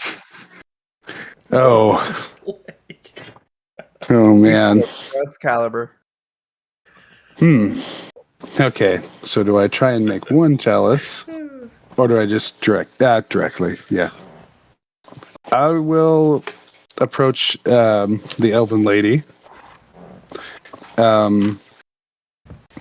with poise and elegance, and slip my gnarly arm behind me and present my hand and try and try and persuade her to dance.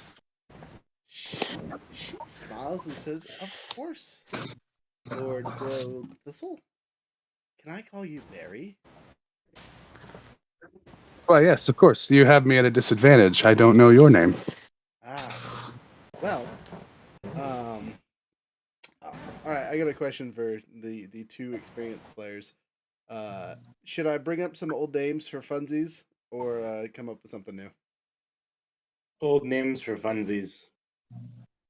Always tie in, man. Always tie in. So she says, "Well, I'm named after a very old descendant. Most people call me Oogly.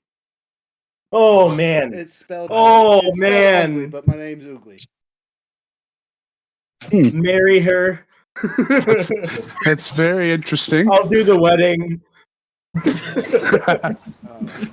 Should I do a history check on that? Sure, of course.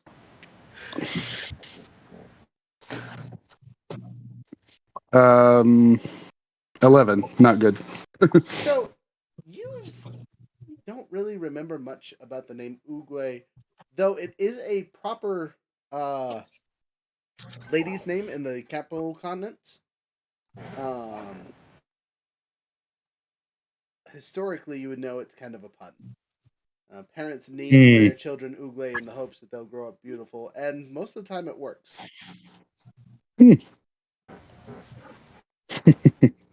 There's some legend behind the name, but you don't know it. Not within 11. No. What a great conversation starter. Yeah. So she is Ugle Ironwood. So, from where do the Ironwoods hail? She goes, well, most of my family was an Alpine, but we recently, she puts her fingers together, moved down near Finn and gained a small title after helping with a large battle that occurred about century and a half ago. Yes. Things like this tend to happen.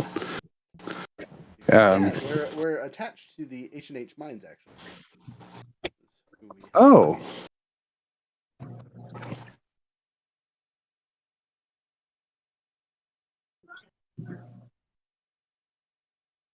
Yes.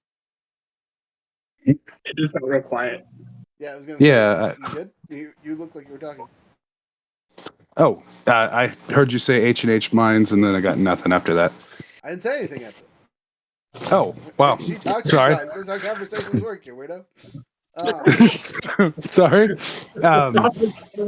So yes, my family had experience with gold, and before that, herbs.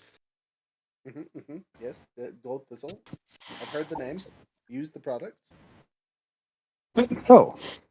Use the products. My family originally hailed from the Capno continent before the Empire was around. We moved over shortly after the adventurous Law Party disbanded, apparently. No, most people won't tell you about those legends. They're long old.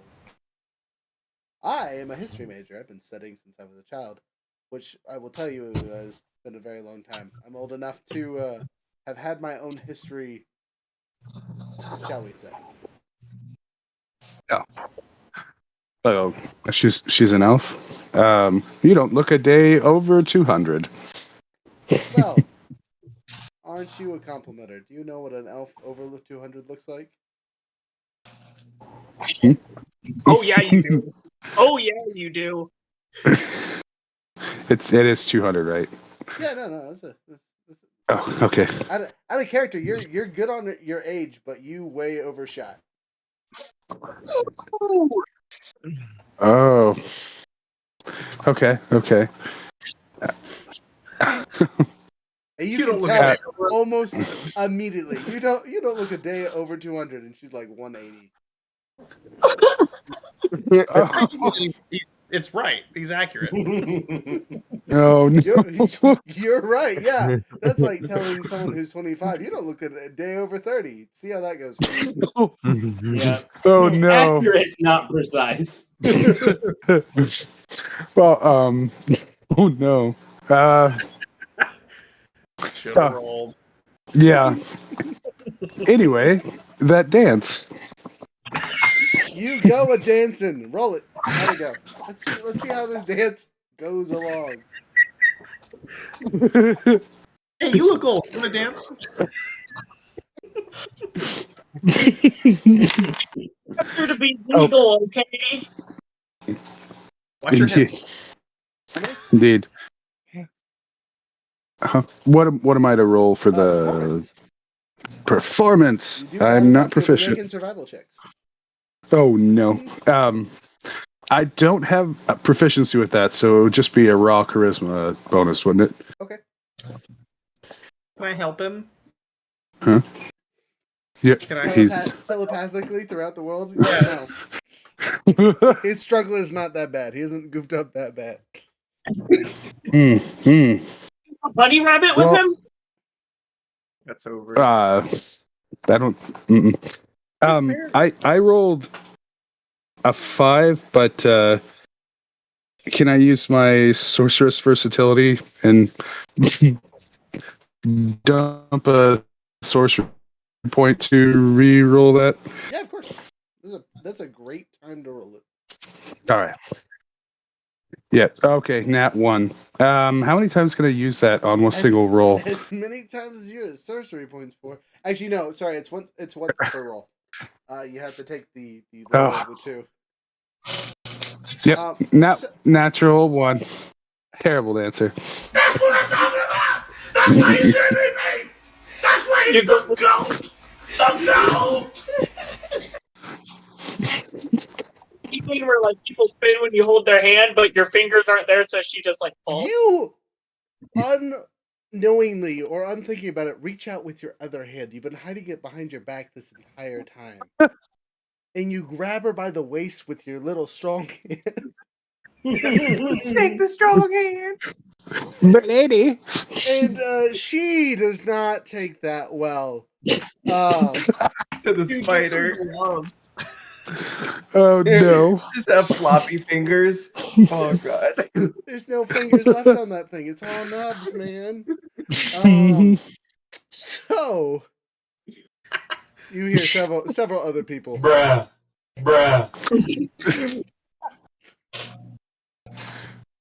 Oh. You needed red, man. You needed red. So, I did. as you try to dance, she does her best to like sneak your little hand off her, and she says, politely, I have to know the story before I dance any further. What the What in the sweet and sour does that mean? See, I had a cursed ring. It was very suggestive. did suggested, huh? Just going so fast you rip off your skin? What kind of suggestions was it giving you? Oh,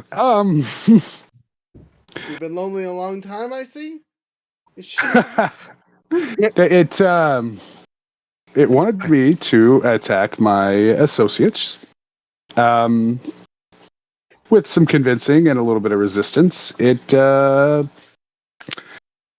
exploded into a dark magic and just rended my flesh, seared me a little bit, and destroyed my fingers, obviously. I hope it doesn't offend you. I know it's fake, but this is the worst date I have ever heard of. Dude. Oh, dude. Just. Oh, God. The only thing I could think in my head when you were just like, been alone for long, I see. It's just like, yeah, the ring apparently made him get way too quick with friction and then lose his fingers. That's the second time someone's made a friction joke. Apparently, there's a story going around town. You don't go blind. You just lose a hand. You try to finger bang a thigh cree. Ends badly every time. I hope that's not his legacy. You called her old. So Tried to dance. as you tell her the story, you kind of get her to be like, okay, I don't really want to touch you because it's a little weird, but I understand. Please don't be upset by my bluntness about it. I'd rather be honest with you than awkwardly try to get your hand off of me all night. Besides the hand, you seem to be a relatively attractive person, and I know your family and a lot about where you're from and who you do. I was very excited to talk to you. This whole hand thing's got me on the fence, though. I was told by my friend here that you were looking for possible prospects, and I was very intrigued by the matter of the ironwoods and gold thistles becoming intertwined because of our businesses and what we do.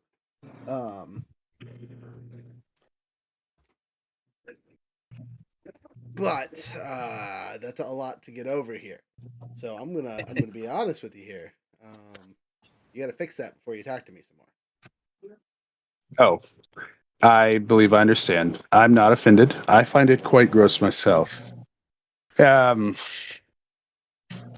mean, you're a man prospect. of wealth. You might take a regrowth spell or something. Go to a cleric that knows how to do those such things. I know they're rare and far between, but obviously you should have connections.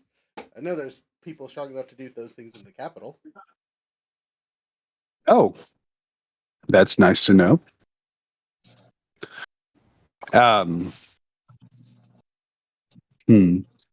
then, I like the idea of a potential union. You see, I don't know which day will be my last, and that's why. And she looks at your Ranger. hand and goes, "Pretty sure that should have been it right there." It was pretty close, but I've had closer since then, and With the could Baylor, right? two Baylors. Ridiculous. Yes, it was. Poor sweetie lost her life. You knew Sweetie. What was their last name, right? Stormface. You knew Sweetie Stormface? She traveled with us for a time. What did you think of my fallen friend? Very brave. Completely useless. Full of heart.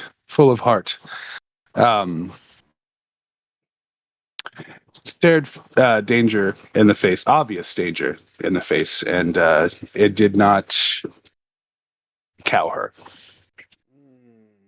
Did you talk to her much as she wiggles her fingers? Unfortunately, I could not start a dialogue with her. Interesting. Well, Lord Barrymore, I have some other prospects to talk to tonight. I was going to avoid them and strictly talk to you, but I believe I have made myself an ass, and I apologize. I will try to No recover that apology. on our next meeting. May I suggest that you also talk to what's a good pun for webs, y'all? Just call her Charlotte. That'd be good, but no. Junpei. Talk to Junpei. Junpei, you say? Junpei. Her last name is Weaver. Charlotte Spindle. Junpei Charlotte. Charlatan. There we go. Junpei Charlatan. Someone write these names down. Gosh dang it, they'll be important eventually. Well, thank you for your time, milady, and I hope you have a pleasant evening. She takes a large drink. Yeah, thanks. All right, Spider Lady. Spider Lady. And you walk over, and she is still surrounded by other suitors, and they kind of like defensively form a wall and politely greet you. You gotta talk your way through all these guys. So go ahead and make a performance, persuasion, perception, whatever kind of charisma check you need to make to suave / get the fuck out my way past these yahoos to talk to this person. Okay. She has not seemed to notice you at this point. She's been too busy talking to these other weirdos. All right. Persuasion. It would be unkind to stand between the man who slayed the Baylors on the outskirts of your town and this beautiful lady. Roll it. Oh no, another nat 1. Can I can I burn a sorcery point and try that again? Of course. That's what I'm talking about. I don't think you're. That's why he's the GOAT. Oh. I don't think you're gonna. I don't think finding a suitor here is your best bet, bud. All right, this one wasn't so bad. 23 total. Okay, way better. So you start to fumble your words and just change it to "get the fuck out my way," and they go, "Okay." My word! How dare you? Okay, Spindle Fingers. God dang. Rum-pum-pum-pum. That was seen in Family Guy. Hey, we can't defeat him. I think I know what to say to him. That's something stupid. That's what you just did to him. So a couple of suitors stand out the way, and as this small confrontation occurs, Junpei looks over at you and kind of gives you the side face, and you see her mandibles, her eyes dart over to you. I mean, she has a pretty humanoid face, but she still has little clawy face things and multiple eyes. The mandibles. Well, so I don't know wow. if they technically count as mandibles because they're not actually part of their jaws. They're just kind of like extra extra grabby bits. You could call them mandibles, but that's not really what they are. They have a specific name. I don't remember what it is. But she's got 6 eyes of varying sizes on her face and whatnot. One of them has a pair of very fine, refined lady glasses. She turns to you and in the politest Elvish she can muster, she says, "How'd they go?" Oh, it's been a day. Might I say you have the loveliest group of eyes I've ever seen. Legs. Let me just Legs. Wow! Listen, eyes are the way into the soul, alright? You do not out. talk about legs to a Barrymore lady. just found the hidden key. She just went from a 5 to a 11 on the that's an okay scale. So as you have turned the conversation from her kind of being uninterested in whatever, as soon as you say your eyes are beautiful, she looks at you with all of them and gazes down deeply into you and says, "That's the sweetest things anyone said to me today. And it felt genuine. How nice of you." You can obviously tell why I'm here and why I'm speaking with you. May I ask you a few questions? She goes, "Yes." As she looks at the other suitors and politely gives them, "I need some space." All right. First being, what is the place of the common man? Beneath my feet, as per usual. Sorry, that's a bad joke. But uh, they do what they do. Driders don't generally have quote unquote common men. I know I hold the role of lord, but our community is relatively hierarchical. Men are not as important as women. Women do what we want, lay the eggs, move on, so on and so forth. I would like to discuss the differences in our cultures in detail at a later time. As a side note, how are you guys doing? Do I need to cutscene to you guys for a few minutes before we get into this spidery cringe? Sorry. Sitting there, having vibed. Where the hell is Barrymore? You guys do not. Where'd that guy go to? Also, where did anybody go to? I think anybody home yet? I thought we lost Marzex, by the way. He's gone. Game over. Yeah. There he is. Ah, speak of the devil and you will appear. So, jokes aside, are you guys okay with me continuing this? This shouldn't be as long as the last one. Yeah, hopefully not. I'm sorry. Okay, so she smiles at you, says that sounds rather nice. You can tell me how pretty my eyes are in the future. She's speaking common now, by the way, so her accent is way better. She just spotted your ears and tried to make some kind of weird connection there. All right. Your next question. Children. How do you feel about children? Oh, I have several already, but I'm always happy to have more. I also, before you go too far, I also have several other husbands and suitors. Oh. As a writer, soon to be matriarch, or matriarch, whatever you want to call it, I can have as many. We don't call them husbands, but husbands as I want. That is very interesting. And I have 3 currently. If you and I were to have a union, could I call upon you and your people for assistance? In my culture, the men don't do the calling. You would do what I needed. Ah, yes. Well, it was a pleasure meeting you. And And that seals the deal, ladies and gentlemen. There, I got one exactly for this. Are you ready? I didn't think I was gonna get to use this one tonight, but you have proven me wrong, and I appreciate you. If I can find it, where the fuck did it go? What you're telling me is she has plenty of male concubines, but she doesn't have a wife yet. So It's true. that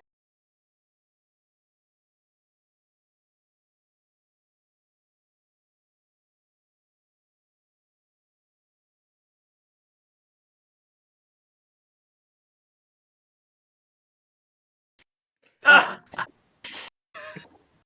We're nice. She looks rather like perturbed that you just like every other suitor here is like all up on her, and you're like, I gotta listen to you? Nah, fam.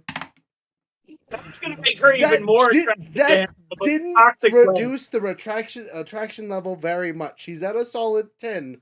She was at an 11 with the eye comment. Like she is like, that one's all right. I'll take that one. That one can come home.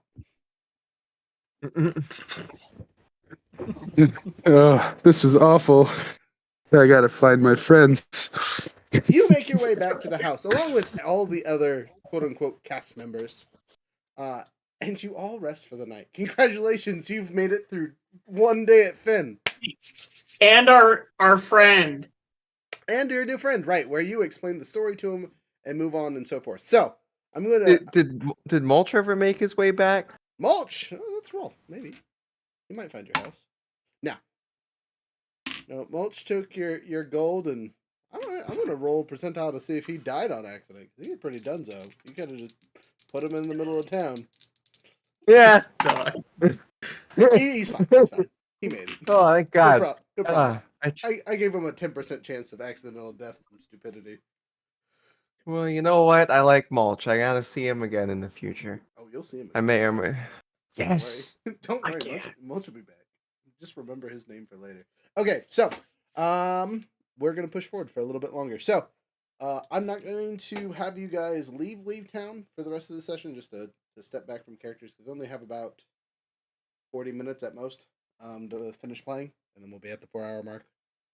So in a couple minutes, I'll give you the chance to call it early, or we'll just continue forward. So I'm going to continue spotlighting the next day.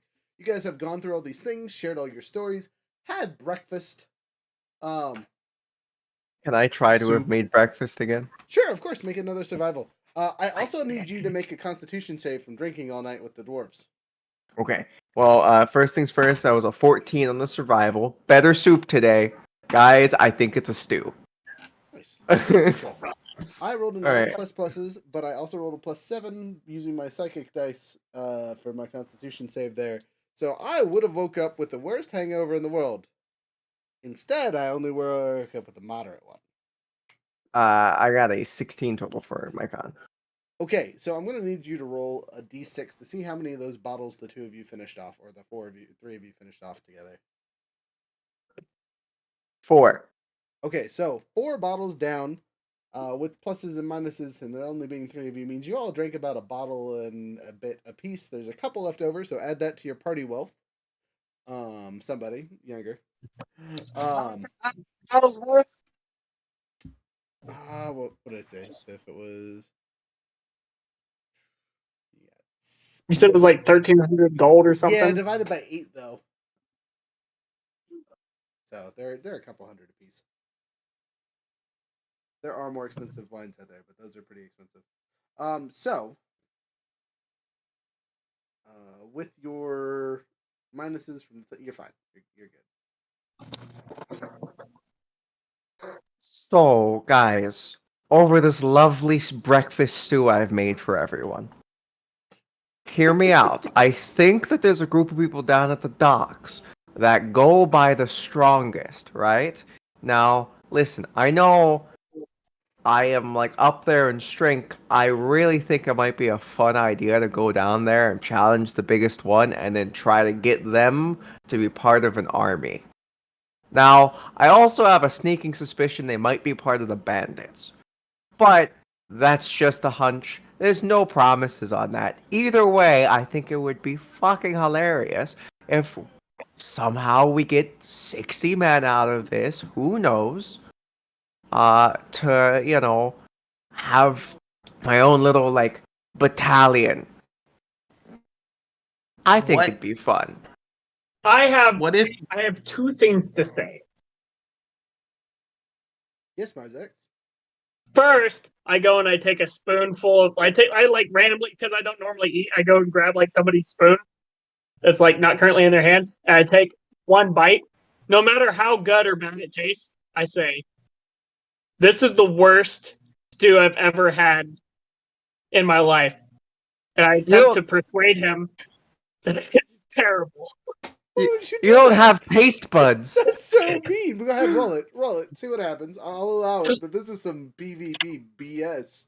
I'm gonna counter roll the persuasion that it's the best stew I've ever Roll had. it. Oh man, how good is this stew? I'm rolling a D12. Oh, I'm Team Stew. 12. This is the best stew in the world. It's hangover stew. I'm ready for it.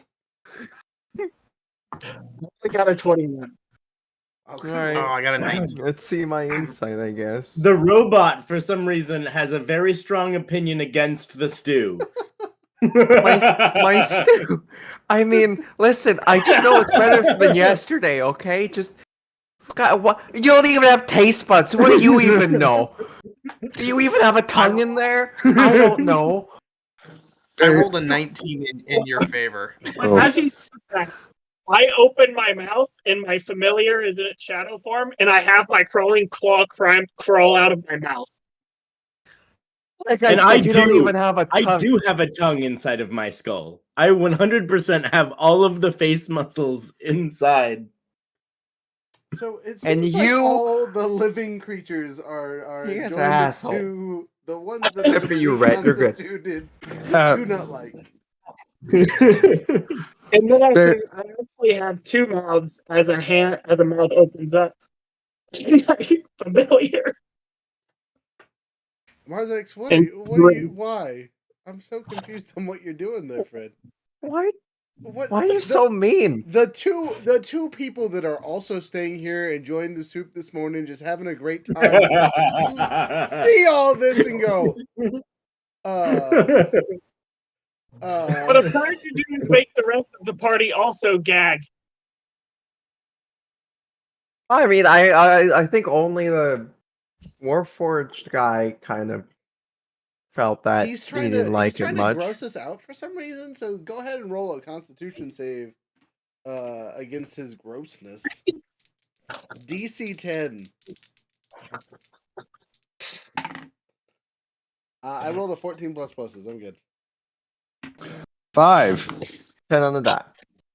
You're good. 6.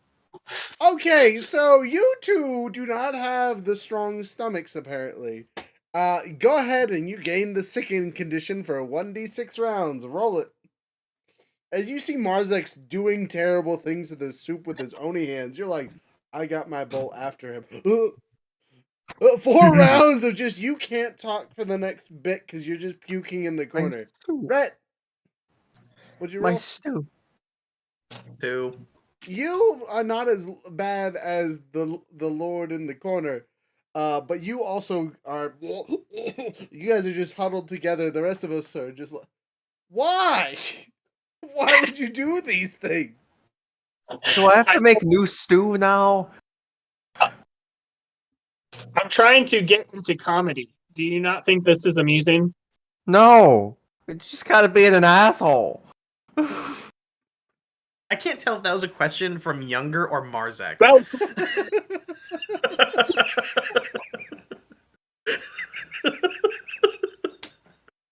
Why'd you do that to my... I feel like my stew was molested. All you need is Barrymore to stick his hand in there.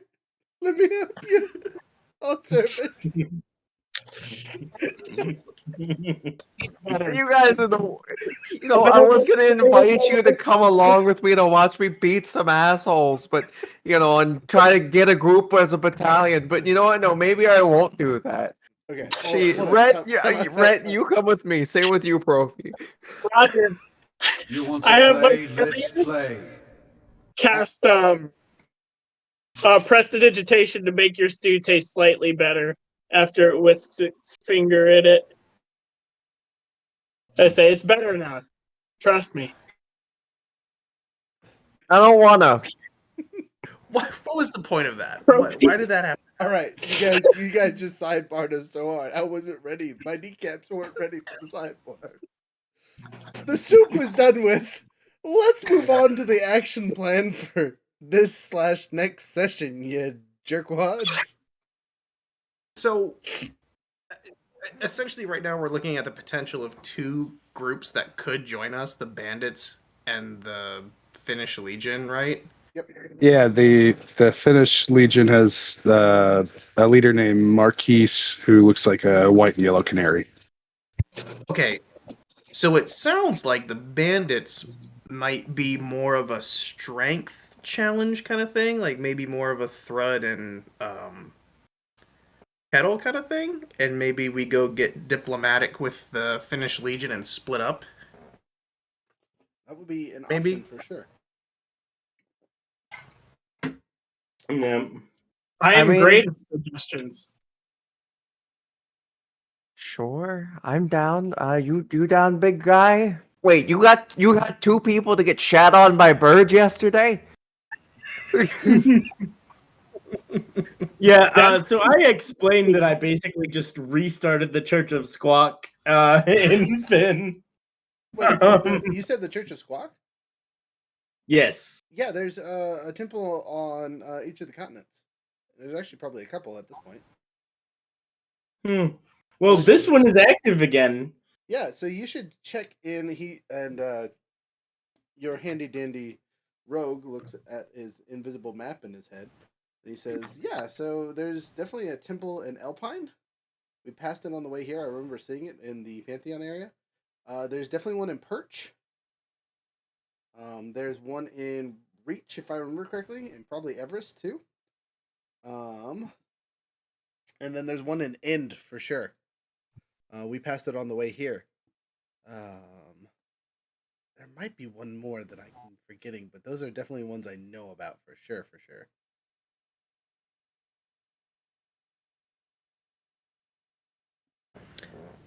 Well,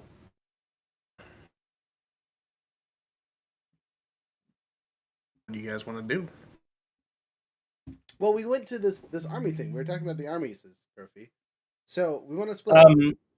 So 4 of us. Yeah, but I need to go get my staff first. Oh, because we never finished that from the last day, by the way. Okay. Yeah, or Stinger and whatnot. Right. So those wouldn't be ready till today anyway. So you'll have to do that today while you're out and about. And for the staff itself, you're gonna have to wait another day, regardless, because you gotta get it prepped by the smith too. Yeah, but I got that to her to carve that night, right? I'm going to say yes, just to make life easier. Okay. Excuse me, sorry. So, army, right? With this is perfect talking, by the way. Finnish Legion. We're gonna pay them, or in lieu of pay them, to go clear out the mine, grab all of our stuff, and then head to Reach. Because I think that was the plan. Why Reach though? Just out of me curiosity. I've been to Reach before, but it's a naval port at this point that's full of combative people, to say the least. Wasn't that our ultimate goal? Wasn't that where we were going? So yeah, our point in getting to Reach. Yeah, our point in getting to Reach isn't necessarily Reach as a final destination.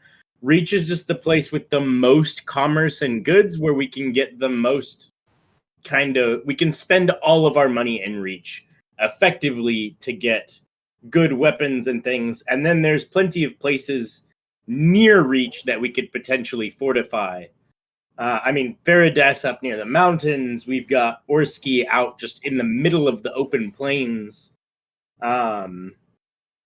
These places where we could set up significant fortification. Wait, what about Lynn? So we're consolidating in Reach. Yeah. What about Lynn? We talked about cities and towns that would be easily fortified. Where is Lynn? So, Lynn, I'm going to pull up the map really quick. Lynn is on the capital continent. It is right below Lung. After Shelling, it's on a road from Nam. It's one of the few places where you could go to Bliss or Telvon from, as Bliss and Telvon are in the major swamps, so they don't have any roads directly leading to them. You have to go through the forest to get to them. Would Lynn be the kind of place we could trade for Rainbow Maker? Well, yes and no. Profi says, you guys know what Lynn used to be? No. No. History check. Yeah, sure. Go ahead. Wait a minute. Is that part of the group that was all Penelope's area when No. Penelope took over? Not whatsoever. That's End. You're thinking End. That's in the desert continent. The wasteland. No, she had 5 that made a circle.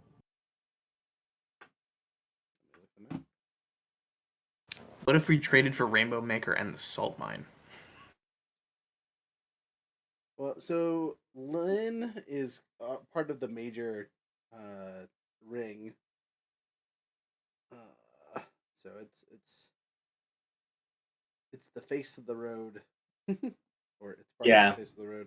I don't think that was part of her stuff because of what that was about. Wasn't hers Tep, Lev, Tio, Fallen, and Fee were the 5 that she kind of took over? Yeah, that's what it was. Okay. Yeah, so Lynn is on the opposite side of that. Okay. Yeah, but use history check for Lynn to know what it was about. Profi will happily tell you, but yeah.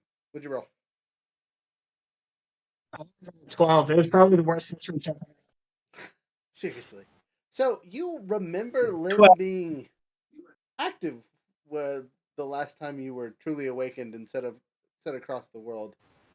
It was an active town. Had some trading that you remember. You don't ever actually remember traveling there yourself. But Profi will tell you it was the slave trading town for generations. Up until midway through the Empire, when the Empire outlawed slavery, they murdered all the slaves and slave owners in the market. They murdered them both? They killed everyone. Wow. That's jacked. Well, the emperor in charge at the time had a no mercy policy for criminals, and killed all the slaves. He made it illegal to be a slave and to be a slave owner, so they all got the noose. That's whack. I agree. Wow. Those guys. Wait, and you're related to that asshole? Yeah. Like 3 generations ago. My dad's dad was not a good man. Honestly, it sounds like most of your family are not good people. You keep saying that to my face, please. That makes me feel really good. Well, no, you're the exception. You're fun. Well, yeah, just put a crown on my head and see how long it takes for me to go crazy. Oh, don't worry about that. Profi, the final boss.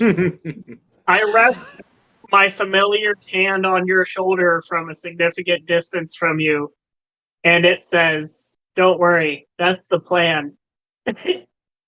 As the mouth on it grins.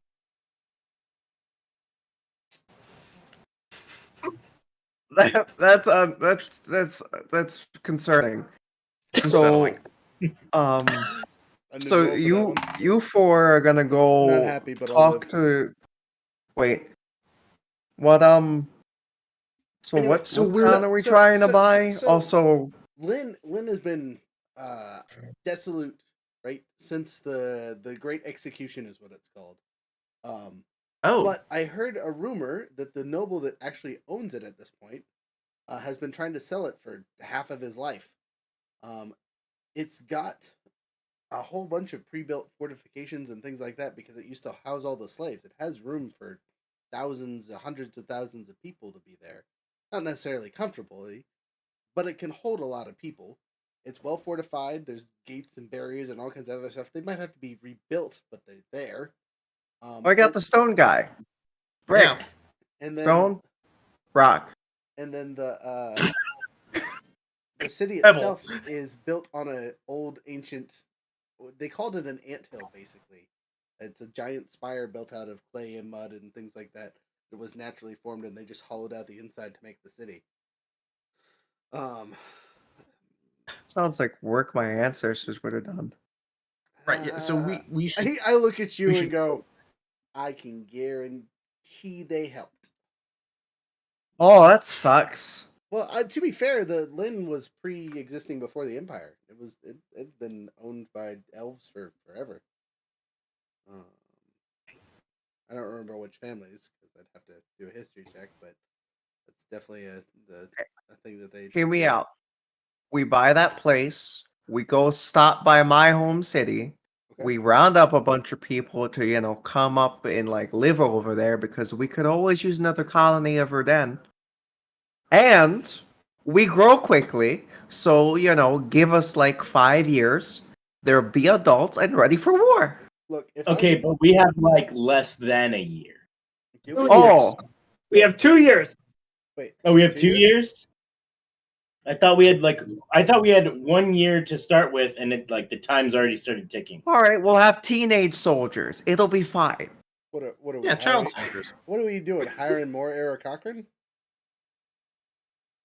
No, we get more of me. There's no. But you're like, True. So we okay. I think this is the DM. DM is telling us to go to Lynn. Yeah. I'm not. I'm just throwing out an option there. There's plenty of other choices, but this would be the easy choice. It's the perfect choice. It sounds good. It's a great choice, but Dome would also seriously be the most defensible. Where? Dung? Dome. Literally the defense town.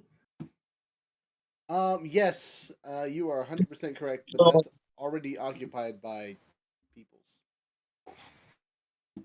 Not if we get an army. It's also on the ocean, and I don't know about you guys, but I don't want to be right next to the ocean in case we got to deal with ocean gods.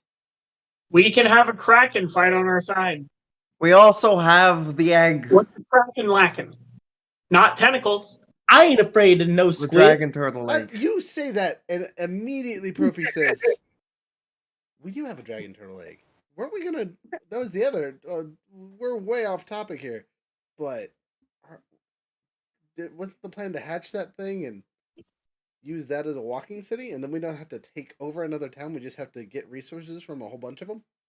Yeah, but but we don't- how? Okay, but here's the thing. What do we have an answer on what plane we'd be able to go to that would allow it to be able to quickly grow that we would also be able to survive in without spending a shit ton of gold on like health rejuvenation potions? I need everyone who does Arcana to make a Arcana check. Oh, which is not me. Rune Is Fighter, this you 100%. Everyone except for Profi should be making this roll. 23. Okay. I actually just got that okay. 20. That's stupid. No pluses. I had an idea that's not necessarily related to. Okay, hold off on that. So Barrymore had a high 23. We did have an actual critical. Kettle, what'd you get? 15. Okay, you have no idea, and Red has no idea, and Profi has no idea. Marzex, what'd you roll? I didn't roll anything yet. I got 18. Okay, good roll. Plus what? 0. So 18. You have no Arcana as a warlock? Yeah, dude, it's an intel thing. Charisma. Yeah, you're right. All right, you don't know how magic works. You just use it. That's right. So as you are saying, "Oh, there's nothing we could do to her. What kind of plane do we need?" and something just clicks in your head. You have a walking plane gate in your party currently. We do? You do. It's a little pokey. So you're now just telling me that I'm looking at Barry because Barry's the one that got 23. It's like, so you're telling me we have, right? You're telling me we have a plane gate thing. Oh, who has it? Rainbow Maker. Oh, yes. You see the dagger, the thing that we big were going to sell. Yeah, the dagger the big man has, it could be used as a plane gate. All right. And we Wait, Oh, what? hey, hold up. You're telling me that we could also just forgo all of this, grab all the people we love, go to a different plane, and have none of this be our business? Absolutely not. So Speak like that again, and you So- may die. Barrymore is I'm going joking. I'm joking. I wouldn't Barrymore is do going that. to explain that from his observation of how the knife works, it's literally got a miniaturized planescape inside the hilt, which is what causes the various forms of elemental damage, because it's opening a different plane and releasing it on the enemy when it makes the strike. So, Oh. with a little fancy pantsy magic from maybe not someone with a little bit more skill than you guys, they could release that magic and basically shove the egg into said portal and have it instantaneously do what it needs to do. You can age it as far as you need to using the dagger, but it would probably destroy the dagger. So, do we want moving city or do we want to buy a city? I think moving city would be most advantageous for us, personally. The thing is, when we shove it in there, one of us should probably go in there with it so it has a creature to bond to. Which means we'll probably also need to get potions of longevity. I raised my hand. I'm out. I'm a human. Can't do it. I don't live very long What? either. You're out. All right. So me and you, we ain't going inside the gates of doom. Good. But noted. it's my egg. I have 2 ideas. I have probably answers. Hit us up. Hit us up with those One, answers after we I'm finish not going to breakfast. go with longevity. You can do what? I won't die due to existing. Okay. I don't require air to breathe. So if I'm sent to the wrong plane, as long as it's next tower, I'll probably be fine. Okay. I have some bad news. I have an answer. Unless DM is going to do something about this out of character, a dragon turtle is only 15 feet. No, I thought there was A usually a lot full-grown bigger than dragon that. turtle, according to D&D Beyond, is gargantuan, but the dimensions on SRD is 15 to 25 feet for a fully grown dragon turtle. 25 feet wide, 20 feet high. I see. Those are terrible stats. I mean, why would you call No. it gargantuan? That's barely. Yeah, even that's if it's barely a huge. No. even if it was ship size though, like if it was like the size of a warship, and we plan on getting armies. Yeah, like we're not going to be able to effectively maneuver troops on a turtle. No. Do they age the same way like the dragon does? Like I know worms, like great worms, are huge and they're like really ancient. Is that effectively the same for a dragon turtle, or More or less. I think that's a DM choice on that one. 100% how they work. The longer they live, the bigger they get. I have a great idea. You have an idea? So either we can do that and we can just like somehow go 1,000 years in the future or whatever for a turtle, or I could like summon a ghost and it could just keep on attacking it and making it live longer and longer and longer and longer and longer. Wait, why would they ghost What? attacking it? Because Make it live longer. is whenever it attacks, it makes it age. Oh, that is a clever idea. So we wouldn't have to use the gate on it. And That sounds like animal we could still cruelty. get a city. yeah, that's a little abusive. I mean, we're trying to make a killing machine. It'll Yeah. want to kill us if we beat it. But no, those attacks aren't like dealing damage. The attack literally does exactly what you are planning on doing to it. It just ages it. Just not naturally. We could do that. Is Lynn anywhere near water? No, it's specifically away from water. Correct. That was the intention. Well, what That if we thing. got Dome on our side and the turtle? Yeah, I think that would be the best way. Use the ghost to get the turtle, and then use the dagger to try and get as much of Dome as we can. Or just get him on our side. Like if we can Yeah. bribe the Lord with the dagger and like have him join us. Yeah. We don't have to I- take the city. We just have to be able to defend the city. Right. I And then also bring our s- armies there. I also really like the other city, the Lynn. Lynn. Like I do like that idea for a city. Dragon Turtle doesn't have to be in the water. It just has a good swim speed. It's got a mediocre a swim Kelpie. speed actually, but yeah, we also have a Kelpie. Yeah, we have. Wait, could the Kelpie produce enough water to like? I don't know if dragon turtles need water. No, they don't. No, they don't. Okay. But Dome is significantly more defensible than Ling. I will just put that out there. I wish we could. They're nowhere near each other either. No, they're pretty close, but they're not. They're like a couple weeks apart, like most towns. Yeah.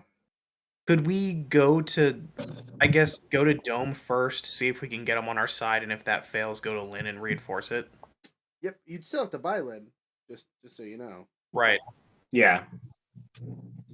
Well, we got other things we could probably sell to that guy, like that blood sword, or I've still got 400 pounds of salt. We also might- have all the value of the mine. Yeah. Yeah. As long as your army that you want to buy doesn't take it all and run with it. So, on that note, I think it is time to wrap up so we can do some things. We're getting close, and I want to do an after action review with you guys. Next session, don't let me forget. What we're starting with is the next day, right? So you guys are gonna split the party off the bat, and some of you are gonna go talk to the Finnish Legion, and some of you are gonna go talk to the bandits. You hope. There will be other roundaboutsy things. There will probably be actual combat on the table. And we will move forward from there. For those of you watching, our code for this month is Dove. DOVE, all caps, 907. Gets you 10% off most things in the store. Except for our 3D merch from other things. You can also get you 10% off our fun surfaces, so on and so forth. So, keep an eye out for that.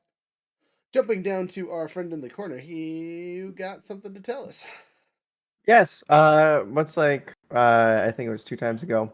Yeah, I still have my stream going on over there at youtube.com/thegildednook. And yeah, I'm going to try to get one of these guys to join in for a session. You're twisting your arm. You can't do it. It's so hard. crazy, right? But yeah, we're getting close to our climactic resolve as well. So probably, I don't know, swing on in. Everything's backed up on the YouTube, youtube.com/thegildednook. Yeah. All right. Anyone else got announcements before we run off? All right. Well, I just want to throw out a thank you for doing the Con for those of you that went to that. For those of you who didn't make it, you missed out on so much fun. Come next year if you're in Fairbanks or wherever you can find us. Wahahaha. Yeah. All right, give the code for tonight. We have Lancer tomorrow. We should actually be able to do it this week. And it'll be lots of fun. So I will see some of y'all tomorrow night. With adventure in mind, have a wonderful time. Bye.